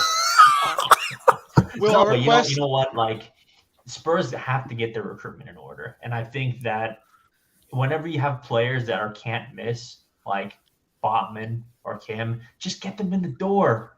They can't miss talents. They can't miss talents. Do you know what? They work in a Mike, back you're frustrating three, me. a back five, a back four, whatever you want. Mike, you are so frustrating. Do you know why? Because you're saying all the things that the club does not do. All the things this club does not do, you are saying we should do, right? I've got no problem doing what you say. None at all. But the problem is we've got Daniel Levy and Joe Lewis that make decisions that do not agree with what you say, right? They would rather go and do something that the manager doesn't want, or that the sporting director's got one arm tied behind his back to do, or just maybe when things get a little bit uncomfortable or things get a little bit tricky, they will sack the manager to try and salvage their way rather than backing the manager and sticking to his way. And they keep doing that time and time and time again. What Tottenham needs is really simple right now. It needs to just say, right, at the end of the season, bye-bye Conte, bye-bye Paratici, bring in a duo, a double act, a new manager and a new sporting director, get rid of pretty much every player we've got, including Kane and Son, and saying, we're going to go on a 4-year plan, completely fresh, clean slate, and we are not going to interfere. Sporting director, manager, you run this shit. We are not interfering. And tell the fans, the aim is to try and win the league at the end of those 4 years. We're going to have some rough years ahead of us. We might finish 12th, 14th, 10th. We might not be in Europe. But at the end of it, it will all make sense. And let them get control of the academy as well. Let them build it. But they will never do that. Do you know why they will never do that? Because unless they get top 4 and they get top 4 money, they don't give a fuck. They just don't care. And the last 22 years proves it. So everything you say, I don't disagree with it, actually. It's just not going to happen with these owners, man. They don't think like that. They're not wired like that.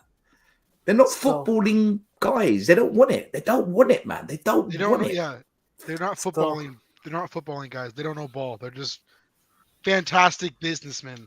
You know, we got 250 marketing, business, scaling, growth, real estate. Fantastic. Actually, look, Mike, you got look at Kick's comment 1138. Who? This man said, "Tethlios." What we're doing? Who said that? Tethlios. Oh no! I'm gonna call you this from now on. What? Tethlios. Tethlios? Stelios, go and brush your teeth, Theos. Why would I do that? I'm not a big fan of Stelios Fraudius. He calls me Fraudius earlier on. Fraudius. Yeah, I saw that.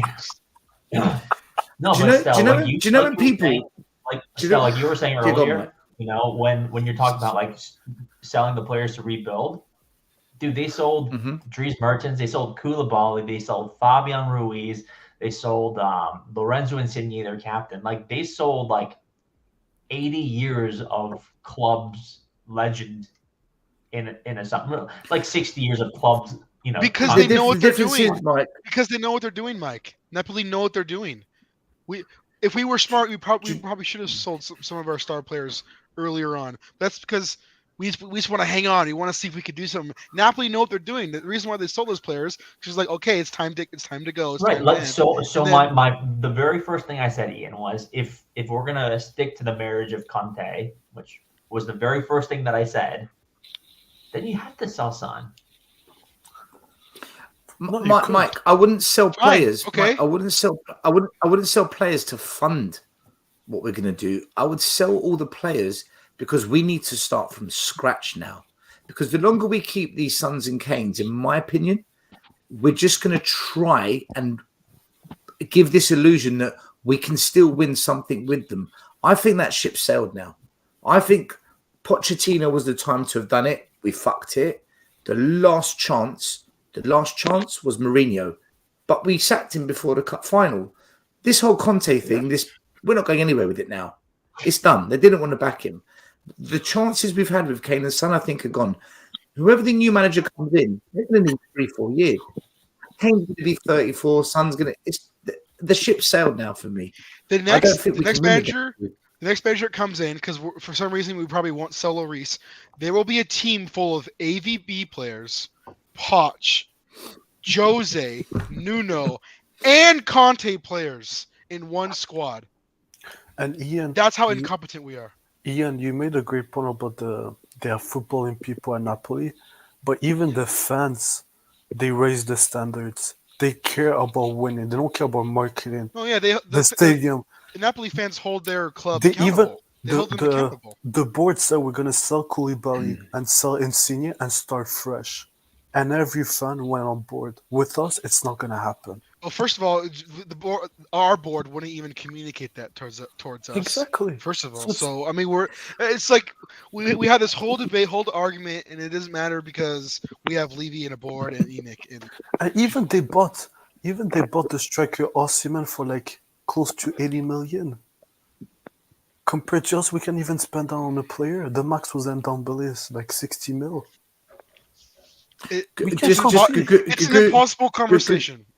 It's impossible. Gaguma, oh my God, Gaguma, just to let you know, I don't want to sell Sonny, and I don't want to sell Kane. I don't want us to sell them. Either. But for I do. I don't ever see us winning with them, because what we need to do to become winners is to completely start from scratch. So to save them, I think we need to let them go, and for the club to actually start all from the beginning. That's the point I'm making. Okay, if we're gonna go and spend £200 million this summer on 3 world-class players, and then the next summer another 200 million on 3 world-class players, then keep Kane and Son. But I know we're not going to do that. We might spend 150 million, but we've got to buy 8 players for that, and they're all going to be average except for 2. And then we're going to have another Longley, another Ted, another Danjun.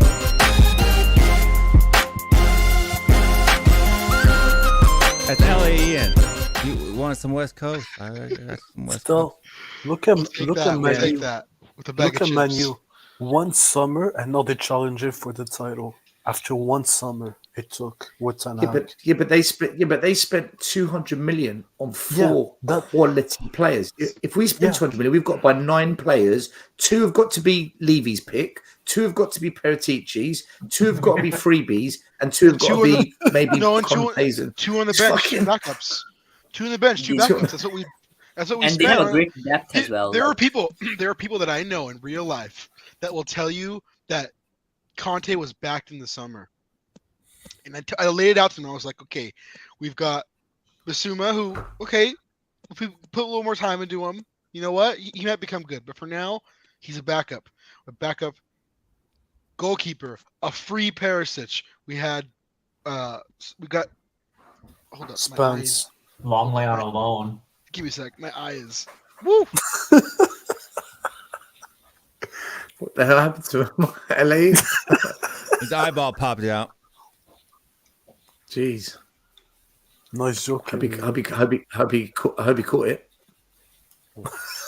Shove it back in. All right, I'm back. I had like 3 eyelashes in my eye. I know we had this discussion before, man. They need Michael Edwards. They need Michael Edwards real bad. Imagine we had. What's his name? The old director of football that we had with Poch. What was his name again? Paul Mitchell. Mitchell. Imagine we had him with Conte. He would work miracles. Oh, it would be amazing. We'd win the league. See, talking about stuff like this makes me so sad because the potential was so high, and then you go look at the quotes that Paul Mitchell said about Daniel Levy. What he said, it's just like, who'd we lose? Of course, it's like that. Why would Paul Mitchell want to stay here when Levy has to have his fingers in every little decision when it comes to transfers? When it's his job to do it. If we had Paul Mitchell today, and let's say we kept Poch or whoever, Paul Mitchell with Poch, Nuno, Jose, Conte, he would have gotten the job done, 100%. Well, Even we say that, but Paul Mitchell fell out with Levy. He walked. He couldn't take it no more. You know. Because Now he's running Levy Monaco, which is a really good team. Levy doesn't know ball, man. He doesn't know. He's just. It's so frustrating. Oh my gosh. He doesn't know how a football club is run. He knows real estate. And he knows that we got to keep the numbers in the green, and he knows the best ways to keep the numbers in the green. I'll give him that. But that's about it. The problem is, Elaine, a huge number, and I mean a huge number of fans, maybe 80, 90, 85%, they value that. They will say we're run well, we're self-sustainable. Levy deserves credit for that. Look at what he's done for the club. But the problem is, whilst they do that, they're defending failure on the football pitch. So they're prioritizing self-sustainability and financial strength over winning trophies, where there's 10, 15% of us who actually say, do you know what? Fuck that. I want trophies. And you can do both. You're just choosing not to do both because you'd rather get an extra bit more for the financials. And this is where the fan base is split. The fan base is completely divided on this. I was telling a group of people that I know in real life that are huge Enoch and Levy inners. I was telling them, I'll give you my list of how I want a club to be run. At the top, I do want us to be financially stable. I don't want Tottenham Hotspur Football Club to be, to not exist, to be solvency. I don't want that. Okay, so that's number one. But like 1A, like so close behind it, is to prioritize winning trophies. And to do that, you need to put in a good amount of investment. Either way, either in the win now strategy, which is apparently we've been going for with Jose and Conte. First of all, to do that, you need to put in a lot of money right now. Right now. And to do the project, well, guess what? You're still going to have to put in a good amount of money. So he doesn't want to do it in win now, and he doesn't want to do a project. So the project might be 2 or 3, 4 years. Either way, you're going to have to spend the money. And this whole self-sustaining, the stadium's going to pay for everything that we need. I'll believe it until I see it. Okay? I will believe it. By the way, this summer we don't have the money. We don't have the money this summer. Even when we do have money, we spend 150 million on backups and free transfers. We're screwed. We're screwed. Dude, we've got £142 million cash in the bank, but we can't touch it because it's tied up to a covenant that we must have the liquidity in the club to cover the outstanding debts for transfer money owed. Now, we currently owe £250 million in transfers. We have £250 million outstanding. Now, if you look at the money we're owed, it's 23 million. So net, £230 million net that we owe on transfers. Now, the only reason we've been able to secure those deals is because we've proven that there's cash in the bank that we will not touch, and there's 140 million. So that's the liquidity there to cover that, and that's linked by a covenant, a legal binding document. So that cash in the bank we can't use for transfers because we owe it. On top of that, where we can free up the money is the 250 million pounds of players we've got out on loan, which is exactly the same amount as what we owe. So that could cover it and free up the cash. The problem is no one wants those fucking players, because they were such bad transfers. So you've got money tied up in players that nobody wants, a lot of money. You've got a lot of money, which is owed. And the cash in the bank you can't touch because it's legally tied up to covenants to provide the liquidity to ensure that we can pay off that money.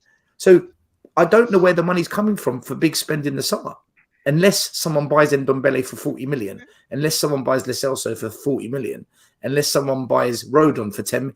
Unless we sell those players, for 12. there is sell them all for 12. There is all 8 of them for 12. There is fuck all money. 100 million.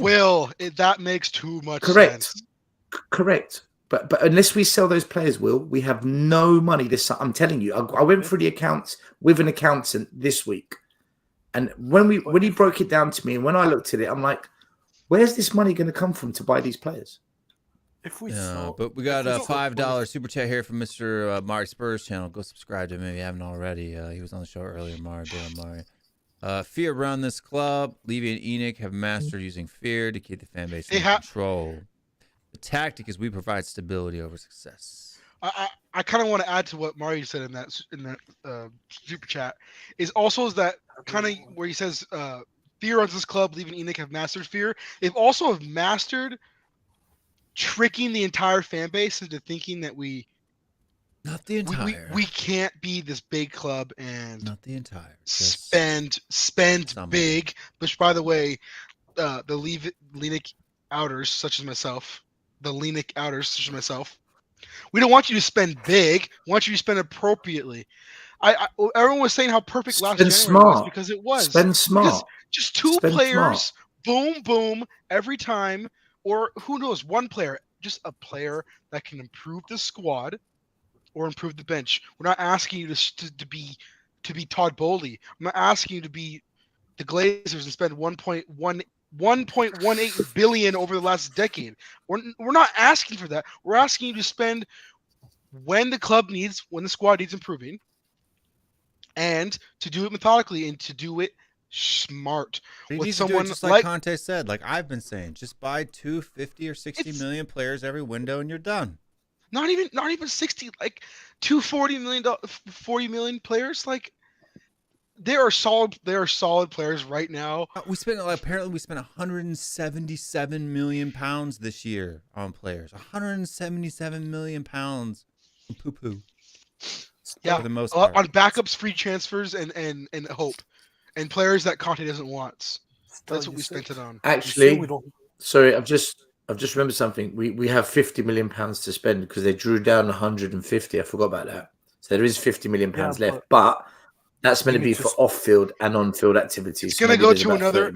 Still, it's going to go to another forward. Just another forward. No, it's going to go to another apartment complex.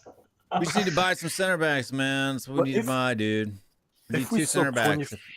If we sell 25% of the club for 1 billion, that could work. So that would put the club at a $4 billion valuation. Yeah. Which Dietrich, that could work for who? For what? No, let's say they sell the 25% of the club for 1 billion. Yeah. Then they take, let's say, 200 million of that 1 billion. And they're not going to take 200 million pounds of the money. They've just but 25. When you sell it, when you sell the club, that goes in your pocket, not the club's. You've bought that off me. No. It's my shares. I'm giving you shares. You give me money. No. When you buy into it, if you were to do a capital raise, right, and you buy into that money, does. No, he's saying sell the shares, Will. Right, he's not. He's saying to sell. You're adding sell. It's still selling. What are you saying here? Are you saying Enoch should liquidate their shares, or are you saying that they should dilute their shares? Dilute concepts. Dilute, right? So you're selling off 25%. You're giving 25% equity to somebody else, and that money comes in. You're not Enoch isn't selling 25% of their 80-something percent, right? They're selling 25% of the whole as a capital raise, right, for £1 billion. You wouldn't even have to do it for that much. You could just do it at. You could do. You could do 10%. Will you confuse? Will you've confused me here?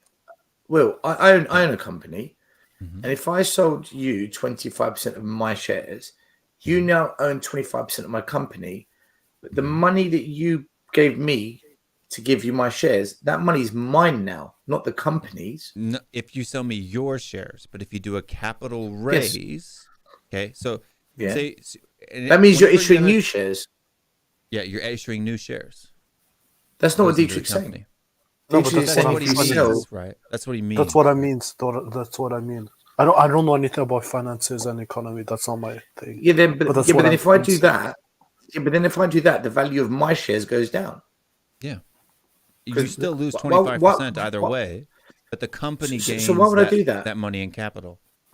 Because now I don't give a fuck about the company getting the money. I want the money. But I want the money. But why would you want the money? If the company can grow, for example, say a billion, 25% for $1 billion is too much anyway, right? Because the most we're ever going to be able to sell this club for is probably about $4 billion, and that's if we sell it in the next 2 to 3 years, which means the investor who bought a quarter of the equity is just basically getting their money back, which they're not going to want to do, right? They're going to want to increase their investment. So let's say they're probably going to want 30% for $1 billion, right? If we just want to keep the billion number, or you drop it down, say 500 million, right? And you come in at 15%. So you do 15% for half $1 billion, right? Now what that does is that dilutes everybody. So Enix 82% gets diluted, or 86% gets diluted by 15%, and the other 15% that's out there gets diluted by another 15%. So now they only own whatever 15% of 15% is. So that's how that works. It's in a partnership. And why would we do this?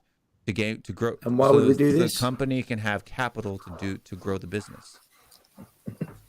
It's what Lenik just did. Growing can we do?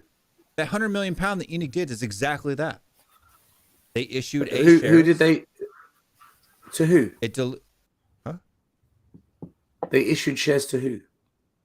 The company created more shares. It's what private companies do when they want to. Okay, and so when Enix increased their percentage, right? There was 150 million for whatever it's 2.5% or whatever it was, right? And that increased that diluted the other shareholders by that amount, right? The other shareholders didn't get that money. Enix didn't buy shares from the other shareholders. Yeah. They increased. But when you say they create new shares, right? Yeah. So if they increased more shares, who then bought those new shares? Enix did. In this case, Enix did, but in Dietrich's scenario, somebody else would buy them. So Tottenham Hotspur issued more shares, and Enix bought those shares, and then the money that Enix bought went into the club. The shares from Tottenham go into the club. Yeah. It's called capital. So why didn't Enix just loan the money to the club then? Because then they don't get anything back. It has to pay it back, right? They don't get equity. So if they're planning on an exit soon or in the future, but you get interest. Now get interest in your loan. But the larger share is better, right? 2.5% of $4 billion is higher than any 2 to 3, 5, 10, 15% interest rate that they're going to get off 150 million pound. It's only good to have more shares if the value of the company goes up. That's correct. So if the value of the company doesn't go up, that was a bad idea. Well, they still have more percent. If the value of the company goes down, it would have gone down anyway, and now they have a higher percentage of that at an exit. Yes, than they would have before. You're right. So you're right in principle. You're taking a risk on the company increasing in value. You're putting more skin in the game, in effect, for raising capital. Yeah, it's a risk. It's a risk. Yeah, you're right. I would have personally would have just lent the money to the company with interest, because whatever happens, if the value of the company goes up or down, I'm going to get my money back and my interest, unless the company goes bankrupt. Right, but the money. So from what I've understood, this is actually stupid what they've done. No, it's not. I would have lent the money instead. It's not stupid. It's lower risk, and I get my money back. Yeah, and I've given money to the company. That's why royalty and or loan deals are lower risk. Yes, you're right on that. They are lower risk, right? But they also have much lower reward, right? If you think about it, if the company sells for $4 billion and they now own 86% of that $4 billion instead of 82% of that billion, do the math and tell me how much money that is. Way more than 150,000 or 150 million. So do you know what this sounds like to me, Will? Mike? To me, this sounds like, sorry, everyone watching. This sounds to me that what they've done is they've pumped money into the club for one reason only, not to help us excel and to buy better players, but because they think they can sell the club for more money in the future and they want to cash in on that. That's what they've done in my opinion. It's a little of column A, it's a little of column B. I think you're right. Yeah. They did do both, in effect. Yep, they enriched themselves and helped the club. They did both at the same time. But that's how capital raise works. Do you know what? If we don't get Champions League football and we don't get it for a couple of years, this is going to be a stupid exercise that they've just conducted. 4% increase. I'm looking at it now. It was from 82 point something to 86 point something after this one. They didn't take the whole thing out yet. So effectively, it went up 2% now, not including the other 5. So let's say they sell 4 billion. 4% of 4 billion. 160 mil. But it's so funny how much they do everything not to help us win, but just to so they can gain more money. They just want their hand in the honey money pot that is Tottenham Hotspur Football Club. They're not here to make us a better club. They just want more. They just want. If you're if you're looking just to get into the company, then you're looking to increase your own profit. If you're looking to buy it, okay, I want this. I think I could do better, and also make more money. If you just want like a percentage, you just want some money. That's all you want. Yeah, but they put them in convertible A shares too, by the way. So yeah, but then we that have means they can convert them. People don't know what a convertible share is either. A convertible share means that it sits there basically in escrow out in the ether, right? The number of units, and they can convert that to units or shares at any time, right? So as the valuation goes up, they can usually it's right at a sale is usually your highest valuation, or say they get to a real high valuation, they can convert it even higher. They can convert it. They could artificially inflate the evaluation of the company to 10 million, convert those A shares there, and double their money. So, Will, usually when you're doing a capital raise, you have to get signed off by everybody, and that there's going to be a certain the board. Correct. So you're going to have majority of the board, yeah. You're going to have to say, because the board's going to get fucked over by this too if they liquidate their shares too much. So you have to consider, hey, this is the amount of shares that we're going to have, whether they're convertible or not. Yes, they can increase in value X, Y, Z rate, but you also have to consider the amount of shares that you have in totality. So, still, I at that other evaluation, the other people's units would be worth that too, and they could exit their units if they wanted to at that inflated evaluation and make more money than they would have at a lower evaluation. I mean, that's also true too. Yeah, but it just depends on the evaluation. Right? People do this stuff all the time, right? And in fact, that's how my company's set up. Right.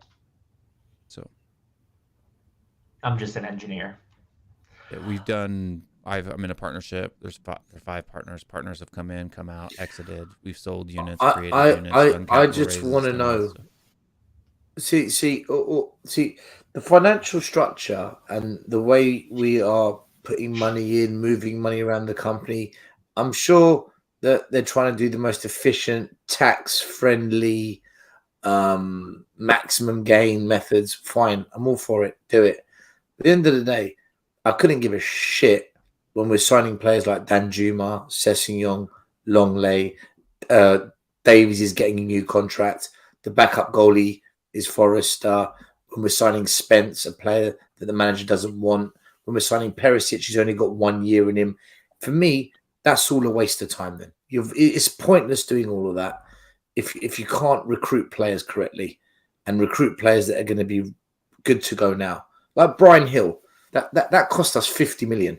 It's insane. Ish. What is the point? Even Pro is going to be a waste of money soon. Because if Conte leaves, what's the point of having him now?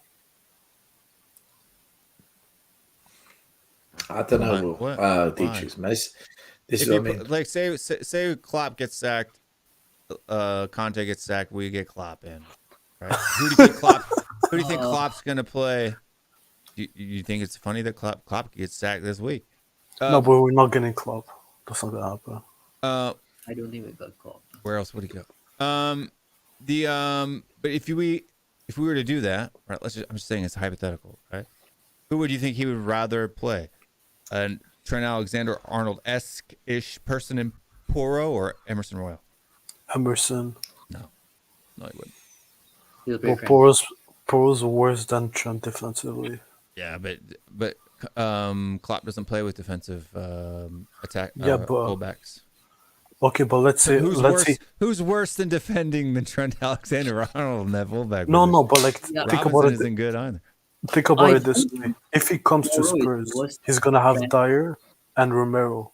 So, do you really think he's gonna play Porro in right No, in you'd get right new back. defenders. Is what you would need to do. Yeah, You have Deo here with $10 super chat. He says for the future legal case of Enoch versus Tottenham away. Get him, Stel. It's for your Take bail. that- It's your take bail Tavis off money. the cleaners, baby. It's okay. We're gonna do a capital rate. We're gonna do a capital raising exercise on the YouTube channel to fund it. It's all right. Don't worry. We're gonna do some convert. We could sell equity in the channel. Gonna happen. We're gonna create some convertible A shares. You know what? Don't sell yourself short. You got to buy 50% of your A shares right now before you know it. You're out of 50%. Right, do you know what? Honestly, I used the last couple of years. I had this dream. Right, if I won the lottery or if my crypto went through the moon and I just became like this stinky rich guy, I said to myself, I'm gonna fucking buy Levy out. I'm gonna kick Enoch out. I'm gonna take over Tottenham and I'm gonna fix it. And do you know what? Over the past year, I don't want to touch Tottenham. I couldn't care less who owns it anymore. I don't want to touch it, man.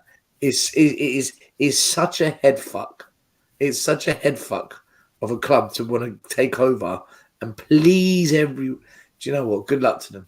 Let them fuck it. It is midnight here in the East Coast, and we've got about 30, 35, 40 minutes left most of the show. There's 96 people watching right now live, so make sure you hit that like, subscribe button. So with your reputation in the Tottenham community, I don't think people will accept you as an owner.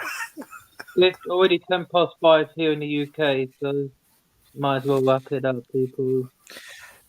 Dude, do you know what? That's the first thing I would do, right? If I bought Tottenham, the first thing I'd do is I'd shut down all the YouTube channels. I'd shut them all down. I'd keep maybe 3 or 4 that I like.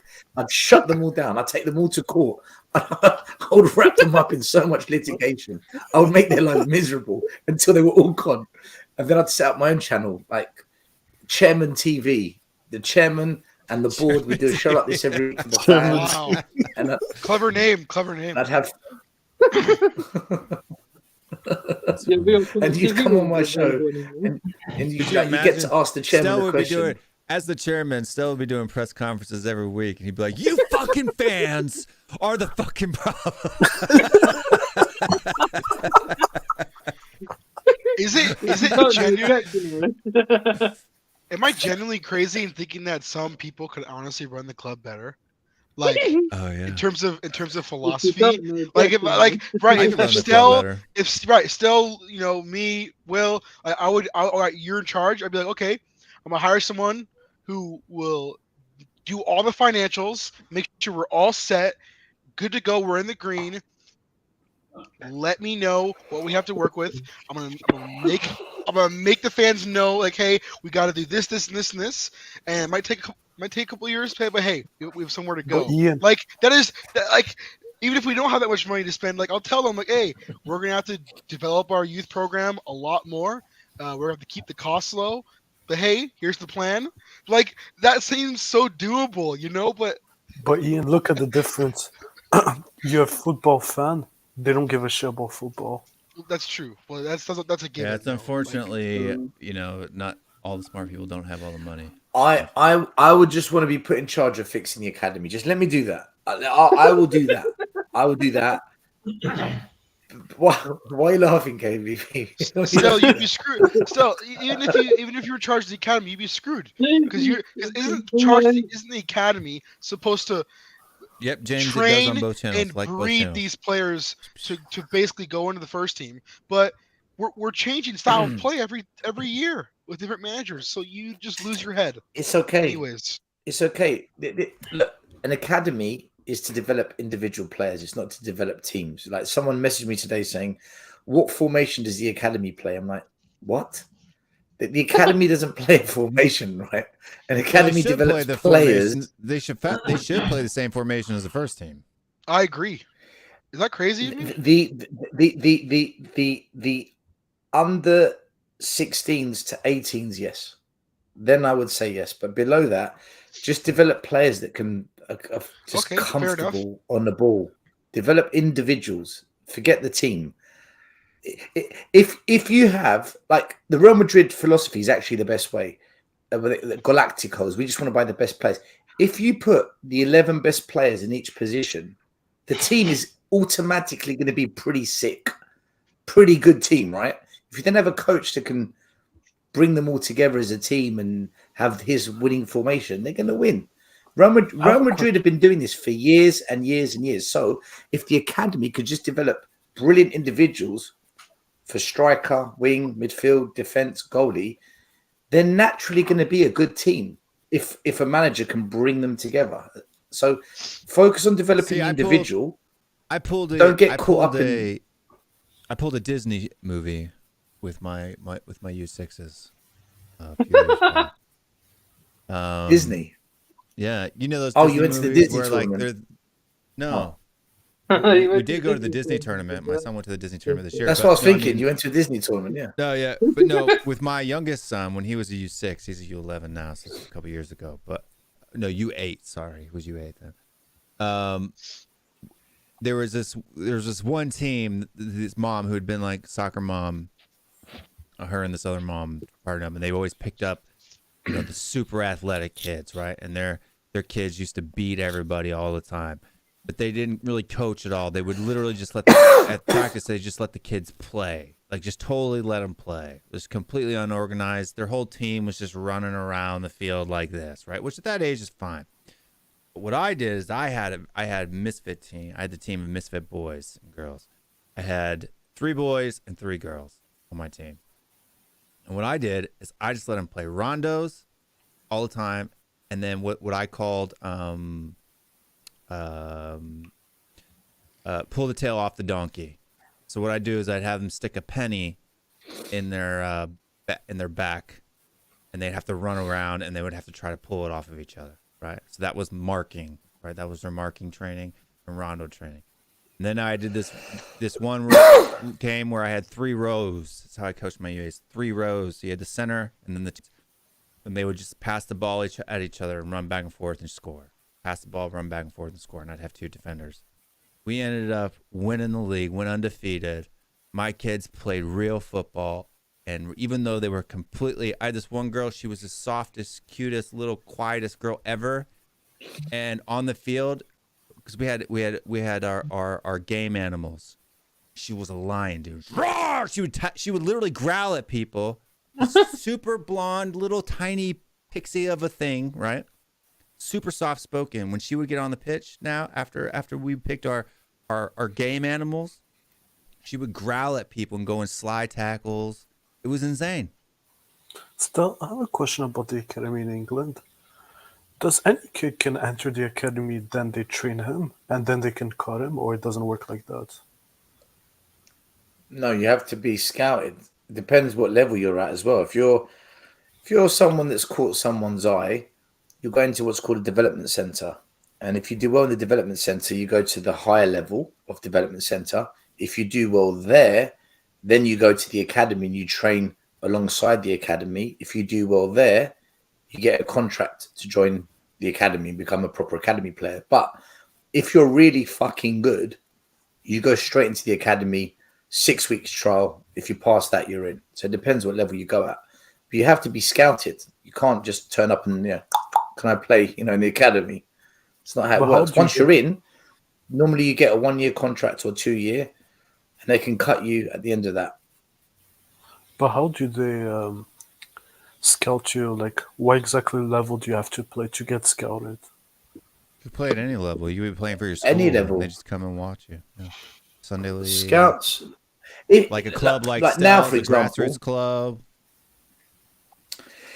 Listen, it also depends on your relationship. So over time, like Tottenham have taken a few players from me. So now I will pick up the phone to Tottenham and say, you need to come and look at this kid.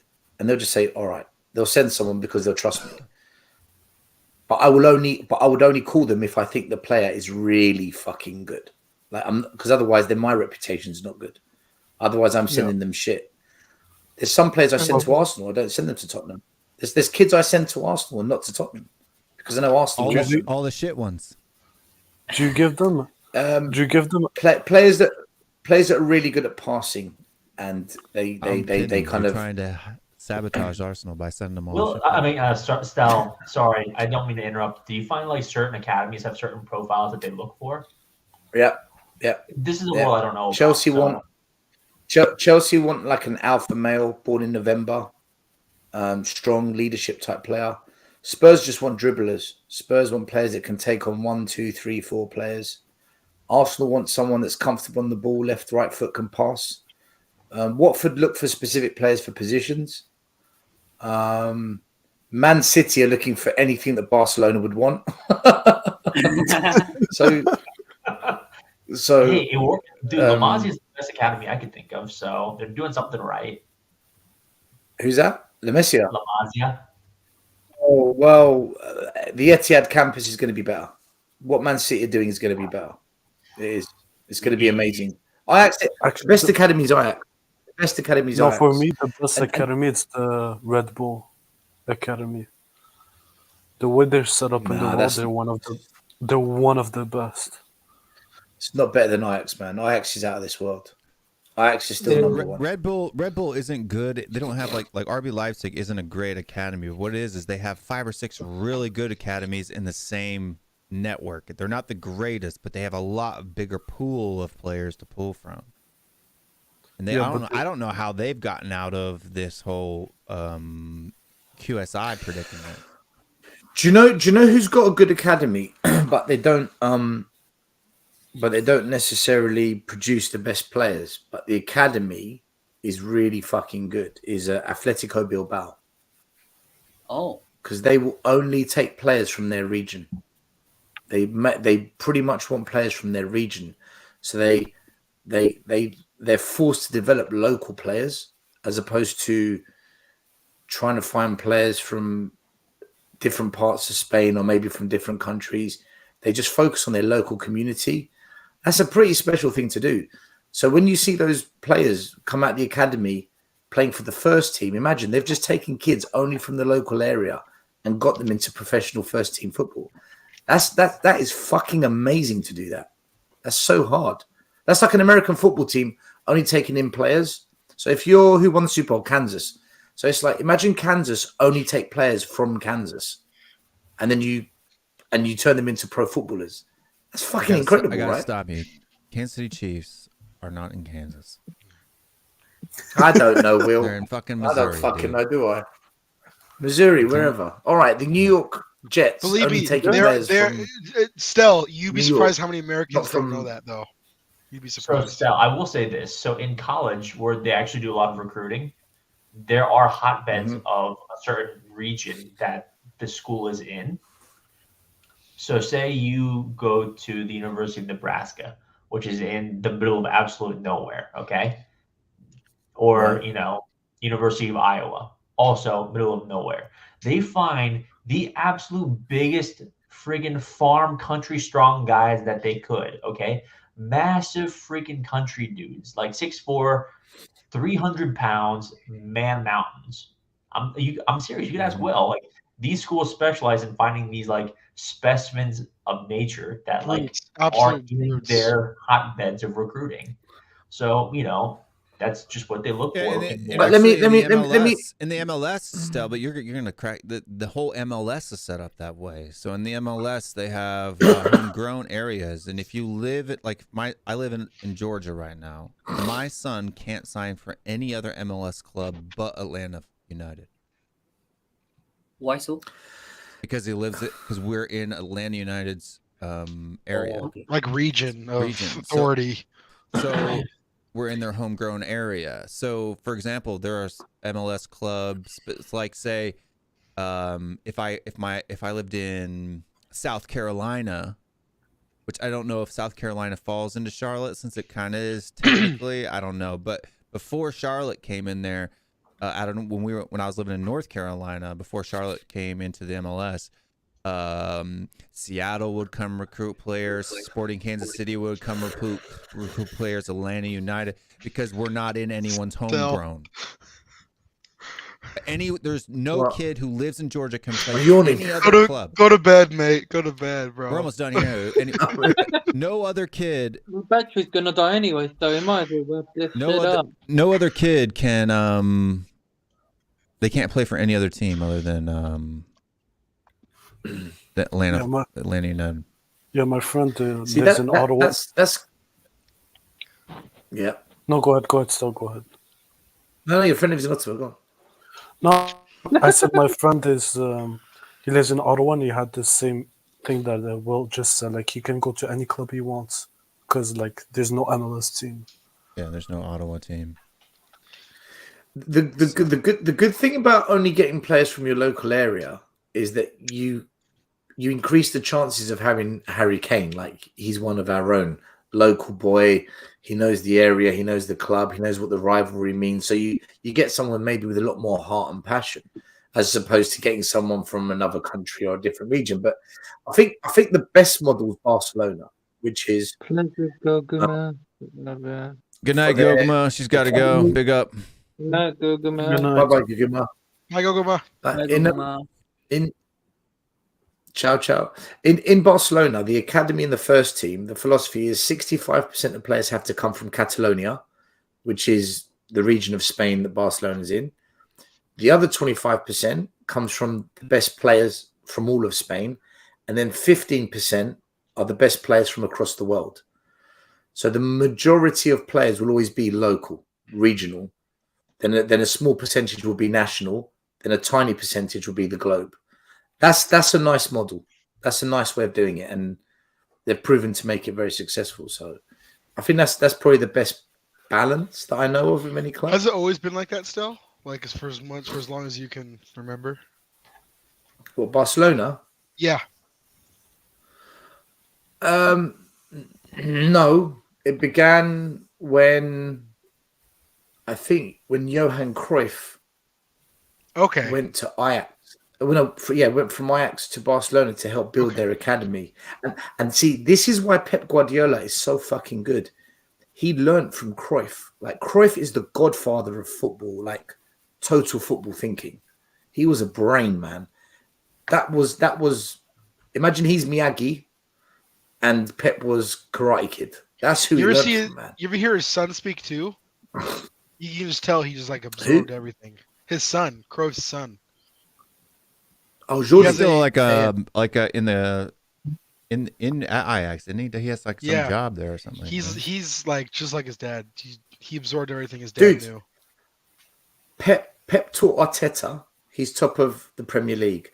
Pep taught Xavi. He's top of La Liga. And Pep taught Vincent Kompany. He's top of the Championship. All of Pep's disciples are fucking making it rain, man. Like this is why I hate. He's the new Bielsa. He is the new Bielsa, and do you know what? Bielsa taught Pep and Poch as well. He taught Pep and Poch Bielsa. He even taught Xavi. He even taught Xavi Alonso, and he's doing extremely well with Bayern Leverkusen. Yeah, he taught. See, this is why I hate when people dick on Pep when they say, "Oh, he can't do anything without money." If you really research and learn about Pep, he is a footballing brain. Like, very few have that level. The only other person that was at that level that I can remember in my lifetime is probably someone like Wenger. And I hate saying it because he was an Arsenal fan, but Wenger was good, man. Wenger was very good. I think Ancelotti has the same brain as Pep. Ancelotti's like Mourinho. They're more tacticians. They know how to play chess. Pep's more, I play chess, but I can make the chessboard as well. It's different. I can make the tools as well as play the game. Mourinho and Ancelotti were just masters of the chess game. It's a bit different, I think. Poch was actually more like Pep, but he didn't get enough support. The support he got wasn't good enough. And 1-0 trophy. I'm going fox hunting.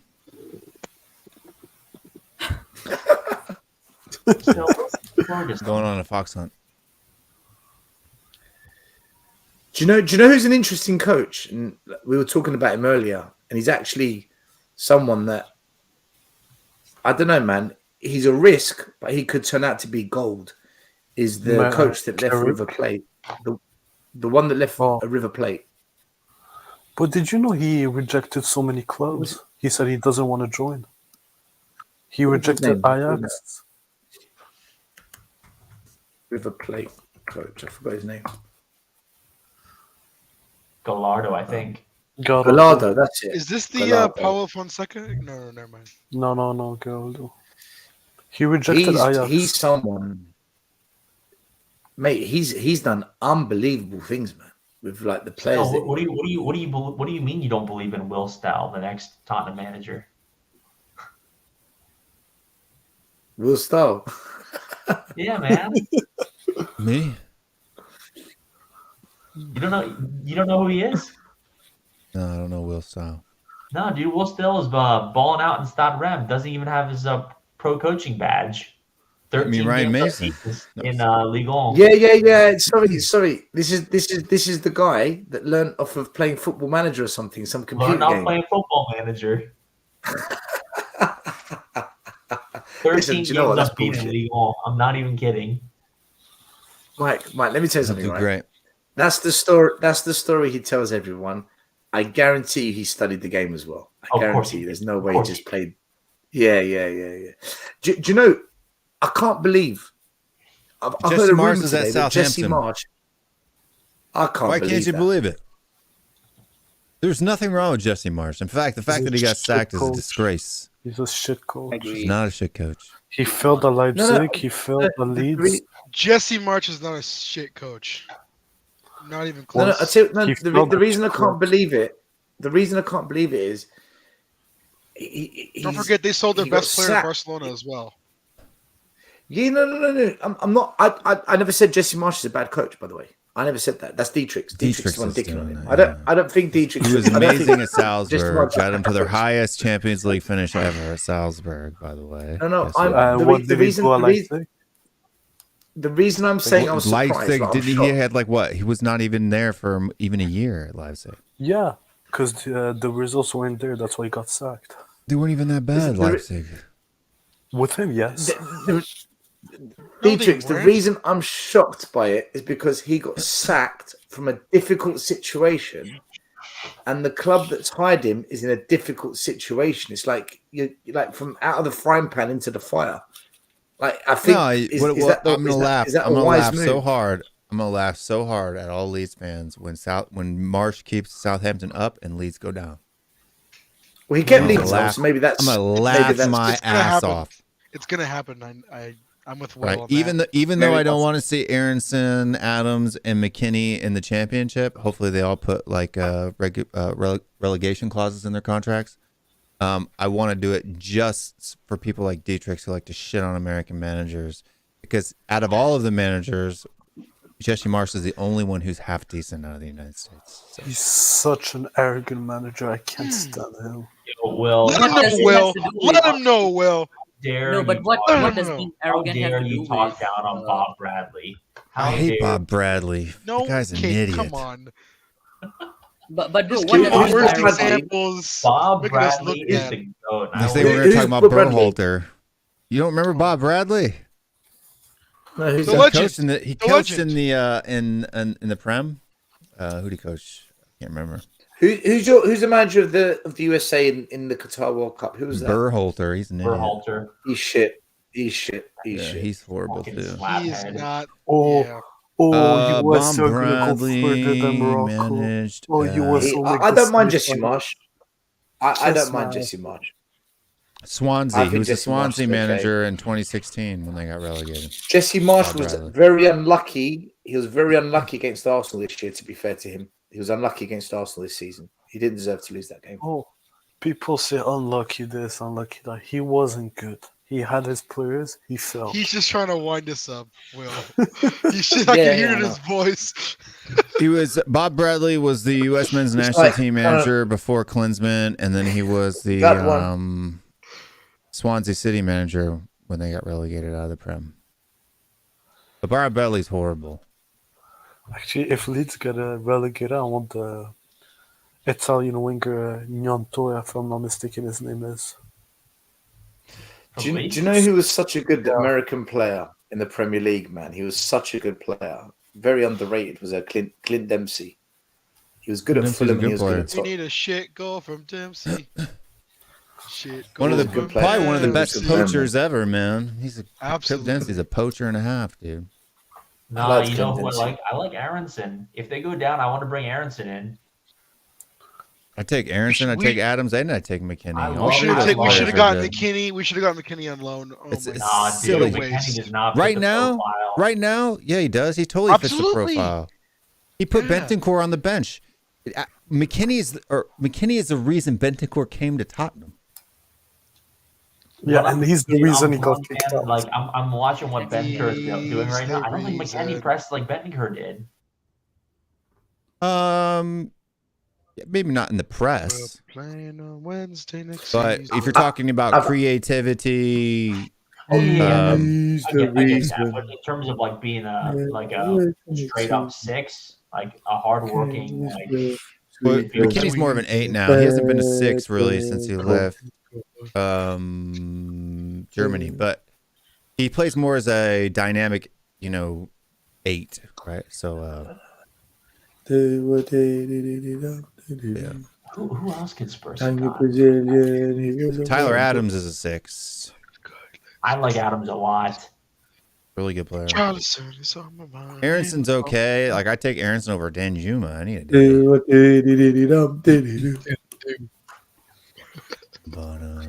Oh, I hate We had that American guy who was a manager of Tottenham Hotspur for a while. What was his name? Ted Lasso? Ted Lasso, legend. Proper lad. That's one of the Proper 6 hours, that's right? what- 6 hours. He was a manager at Tottenham. It's one of the funniest things on TV, that Ted Lasso show, man. It's fucking epic. I love it. Fucking hilarious. Actually, there was another You just player have to believe still. Just believe. That's all you need. Just believe. Imagine we had Keylor Navas as our number 2 instead of the. There's another loan deal we missed out on, or a free signing that we missed out on. Look, I mean, right now, look, Weston McKennie was a loan with an option. It wasn't even an obligation to Leeds, right? So this is what really bothers me about this whole thing is we had been linked with McKennie for 2 years, right? Ever since Paratici came to Tottenham, we've been linked with McKennie, and then when he actually does go somewhere, it's for free. It's like on a loan. Like, and then a week later, Basuma and Bentancur go out. It's like you can't write this shit. That's the Daniel Levy special. That's the Daniel Levy special. Will. He does. And the only reason why we probably didn't go in for that, the only reason why we probably didn't go in for that deal was because of what happened between Paratici and Juventus. and even the guy, the Rectus Tete from Leicester, even him, he was on loan. So there were so many players on He loan. looks could have good. got to. He looks good. Who does? And we were linked with him. Sorry? Who looks good? Tete from Leicester. He went Oh from yeah, he Scotland. looks really good. Mate, I'd take that Onana. Is it Nana or Nana from Everton? Oh, he's a proper player too. Oh, he's good. Yeah, he's nice. I'd take It's him. just all me. day. There's that guy. Does that left winger guy from AC Milan, Leo or Lear? I can't remember his name. Leo. He looked a bit overrated. He looked a He bit looked to me overrated. like he looked to me like a young Wilfred Zaha. No, you see with him, he needs space and he needs the ball. If you tell him to get Wilfred inside the Zaha. ball, yeah, like Zaha. But if you want him to play the role like Son, it wouldn't work. He's not for me. Right. He's not a good finisher. defensively at all. I think he's better than what we saw tonight. 100%. Yeah, he's better. He's a lot better. 100%. I wasn't impressed by AC Milan tonight. I'll be honest with you. I wasn't impressed They at were all. good. But then They were there for the I wasn't taking. impressed. Oh, I know. they were there. I know, but I wasn't impressed by us either, though. So we both looked pretty fucking average, But really. one Two guy average was teams. impressed. They had better chances. One guy was impressed with AC Milan is the defender, the German guy. Kier. Ayer? No, not Kier, the other one. He looks like light skin. Lulu and Aikiro Taco Bell. Ti. He's light skin. He's light skin. He was so good. Nice, Will. The one with the ponytail? No. The one on the left. The guy marking the guy who marked Kulusevski out of the game. Give me a second. I'm looking it up. Damn it. That's 35% of the Spanish that I can speak. Yo quiero Taco Bell. That guy who marked Kulusevski, he was so freaking strong, man. Every 21. Time he touched Kulusevski, and Kulusevski's like, whoa. Yeah, he's 21. Just every time, man. It's Malik Tia. THAW. Tia. And he cost AC Milan 9 million. Hernandez is a good player too. That Kalulu guy was all over the place as well. We need to get Hernandez on the left. Get rid of Perisic and bring Hernandez in. Hernandez and Porro would be we have baller. Who's a baller too. But even Udogie though, like Udogie's a little bit of a different. Udogie's a good player, but Hernandez is older, more experienced.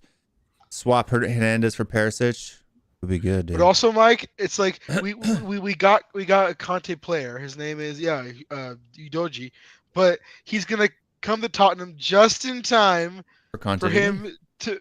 It's like you can't write a better fucking comedy than that. That's exactly. Why would you even loan? You couldn't have been a Conte signing, right? Because you don't buy a guy who you know is never gonna play for the manager. The manager that wants. Can I say it's a fucking shit show. The guys who play in a 3-4-2-1 can also play in a 4-4-2, kind of. Who? Which one? Pedro Porro could play in a 4-4-2 on the right. Absolutely. Yeah, but he does for Spain sometimes. But we bought all wingbacks, right? I'm telling people, all these people who hate the 3 at the back formation, who whatever manager comes in after Conte is going to play 3 at the back too, dude. We bought 2. Paratici is just, for one thing, Paratici loves that system, and he's the one who's buying these players. And he's bought Just I'm Spence, not convinced. Wingback, Oro wingback. He got Reguilon, who's a really good fullback, out on loan. Perisic wingback, Udogie wingback. I'm not convinced Conte's 100% gone, by the way. I'm not either. Not 100%. Why? I think there's going to be a twist in the summer. I think he stays. Yeah. I think he. Wait. Okay, I'm not trying to challenge any of you right now, but like, why? Because I don't think there's a better opportunity for him right now. Because I think this is what I'll tell you the reason why. This is just an abductive. Because I think League would have sacked him by now. Oh yeah, I get it. I don't have any evidence necessarily, but this is just an abductive thing. Listening to Conte's press conferences over the past year and a half, it seems to me like he's looking for a project. He's looking for a place where he can kind of set roots and continue on moving forward. He's not sure now because this whole concept in his managerial career of sticking around for longer than a few years is new to him. I think he's having commitment issues. I think in the summer he signs another year. I really do. So Conte's one of those guys who always has to pressure the board. You're never going to get him to sign for more than 3 or 4 years. You'll get 2 out of him if you're lucky. 2. Because the way it is if you don't spend the money, I'm freaking gone. I'm packing up my stuff. But I think he's trying to change that. Elias, not Elias, sorry. Mike, what you're saying does make sense and normally would work, but it's not going to work with this board and this upper management. They're not going to give in. They struck gold with one of the best starting 11s I've ever seen. I know older Tottenham fans have ever seen. A golden coach. The momentum was with us, and they decided just to let it go. I think the only way he leaves us is for the Italian national job. That's the only job that he would leave us for. Listen, man, I'm gonna say this, and Will says what this about Juve? Past performance is not indicative of future results. Okay, just because Tottenham blew their window to spend money in 17-18 and 18-19 doesn't necessarily mean they wouldn't spend money, because they did, and they fucked it up. So just because they didn't spend money when they should have doesn't mean they won't later. And just because they did later and they messed it up doesn't mean that they won't do it again later. So you have to look at it window That's by true. window by window. You have to think like, okay, is Conte staying? I think he might, and it's because there's no better opportunities for him right now. Yeah, I think there's no places in the Premier League that's going to give him this. You know, all the good seats are taken. Klopp's not going anywhere. You know, If I was going to do like a Bayesian probability on him staying, I would say around 60% right now. No way, you're that 50-50. I think that's. I'm 50-50. I'm with Mike. I'm 50-50. I don't know. I I would just. say about 60%. I want him. 10-90. I want him to stay so bad because I'm tired of this cycle. It is such. I want him to cycle. stay right now. I want Conte to stay just to watch some YouTube channels cry. I was just about to say, I hope he stays just so I can see YouTubers in pain. Meltdown. I want to see the pain. Meltdown. You're gonna have full expressions blowing aneurysm over fossil football. I'm gonna have a whole Shakespeare deserves shaker full of YouTuber tears. You see, I would. You know what? I think I would say 50-50, but imagine we keep losing and then they start screaming Conte out at the Then stadium. it changes, but I'm talking right now, today, whatever today is. Today is what, February 15th. 15. You know what? You know what blows my mind when I see Tottenham Twitter? You see Conte out, and then you see these absolutely dross tools that he's given to work with, and you're like, dude, you can't turn this. You know who's the worst? On, man. Do you know who's the worst? This is water to wine. Like, you expect him to like maintain. The worst account is Luca THFC. That dude. Oh, Henry Wright hates him. Henry Wright hates him. The most absolute. He just says things, and then like I comment like, "What do you mean by that?" And then 90% of all Spurs fans. What are you talking about? He is the worst. I'm telling you. Henry, and he has I'm telling you, like Henry doesn't hate him. He hates Jacko. Yeah, Jacko's just as bad. No, Luca's worse than Jacko. Honest to God, I think Jacko wants Conte to stay. Actually, I think if I remember, I'm just on Twitter so much. I'm such a. I don't know. I hate Twitter. Gen whatever. I don't look at anything other than mentions. If you ask me if I want Conte to stay, I do and I don't. Like I do. Here, and I know what you mean by that. I think I do because I want the club to do something right for once, as in stick with a plan and on a project. But also, like, if we do resign him, again, like as of right now, I do feel like 50-50. Half fans want him, half of them don't. So if we resign him, I mean, from the beginning of the new contract, it'll be toxic. Not like we won't even have. I'm in the same boat, dude. I'm in the same boat because if you extend him, you know he's not going to do it for more than 2 years. And players, it's hard to make a plan for a club for a manager who's only going to stay 2 years. That's the first thing. Mike. The second thing is it's going to be expensive. Are you saying he signed? Go ahead, Stal. I was like, Mike, you want Conte to stay because you know he's elite and nothing's going to fucking change even if he goes. But you want him gone because the football's not great. You're fucking bored of watching this shit. Mike, are you saying maybe that too? But still, you talked about it before. You talked about it before, man. There is no plan, and you can't have a plan with a guy who's not going to stick around for a long time. Mike, are you saying for like someone like you to like be all in, he would need to sign a contract extension of like 3 or 4 or 5 years? 4 years. Interesting. I just don't know. What's that? It's one of Will's sound. Do you know? You see expressions, man. Like he's killing us. Like he's this fossil football. He's killing football, though. It is. Listen, it isn't though. It isn't though. Do you know what? Right. I'm just trying to get like a guy on TikTok. He wasn't calling it fossil football against Man City, was he? Like I like expressions. because he's an entertainer and he's funny and he comes out with things like, you know, Class A, and he comes out with things like the Spurnabout. I love all that. I think he's brilliant. The But when he Champagne actually Lane. talks about football, champagne football, I love all The that. Champagne Lane. But when he actually talks about football, when he actually talks about the game, and he talks about the tactics and the strategy and the in-game, he doesn't know what he's talking about. I can tell he's copying what he hears from other people, and he's just trying to make it his own. It doesn't work. I like him as an entertainer, as a football commentator. Nah.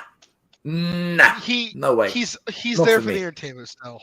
I mean, if someone's and genuinely he's brilliant at it. If someone is genuinely going to his channel to like maybe get some He's insight on funny, how man. I Spurs- like that about him. Yeah, I've been following him since.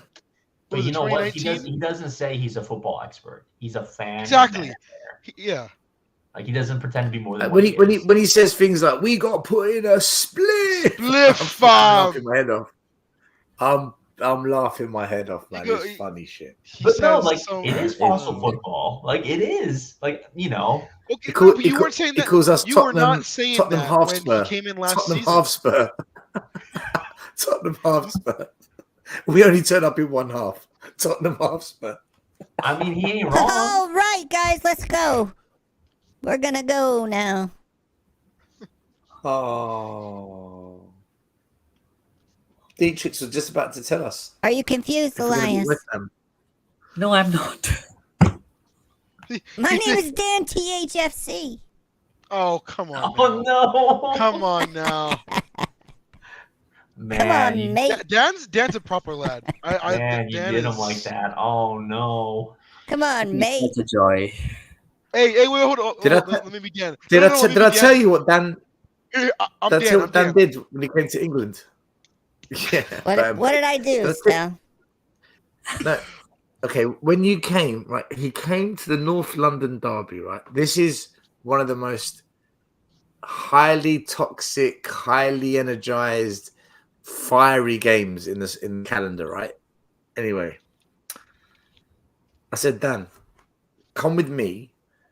We're gonna go there. Just keep your bearings with you. It's where a lot of the hardcore fans are, and all the smoke flares are going off. It's where the Arsenal fans come, and there's kind of not a confrontation because the police form lines, so we can't get at each other.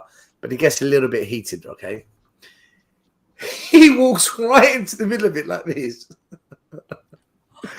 singing Tottenham songs with his busted up fucking English accent, right?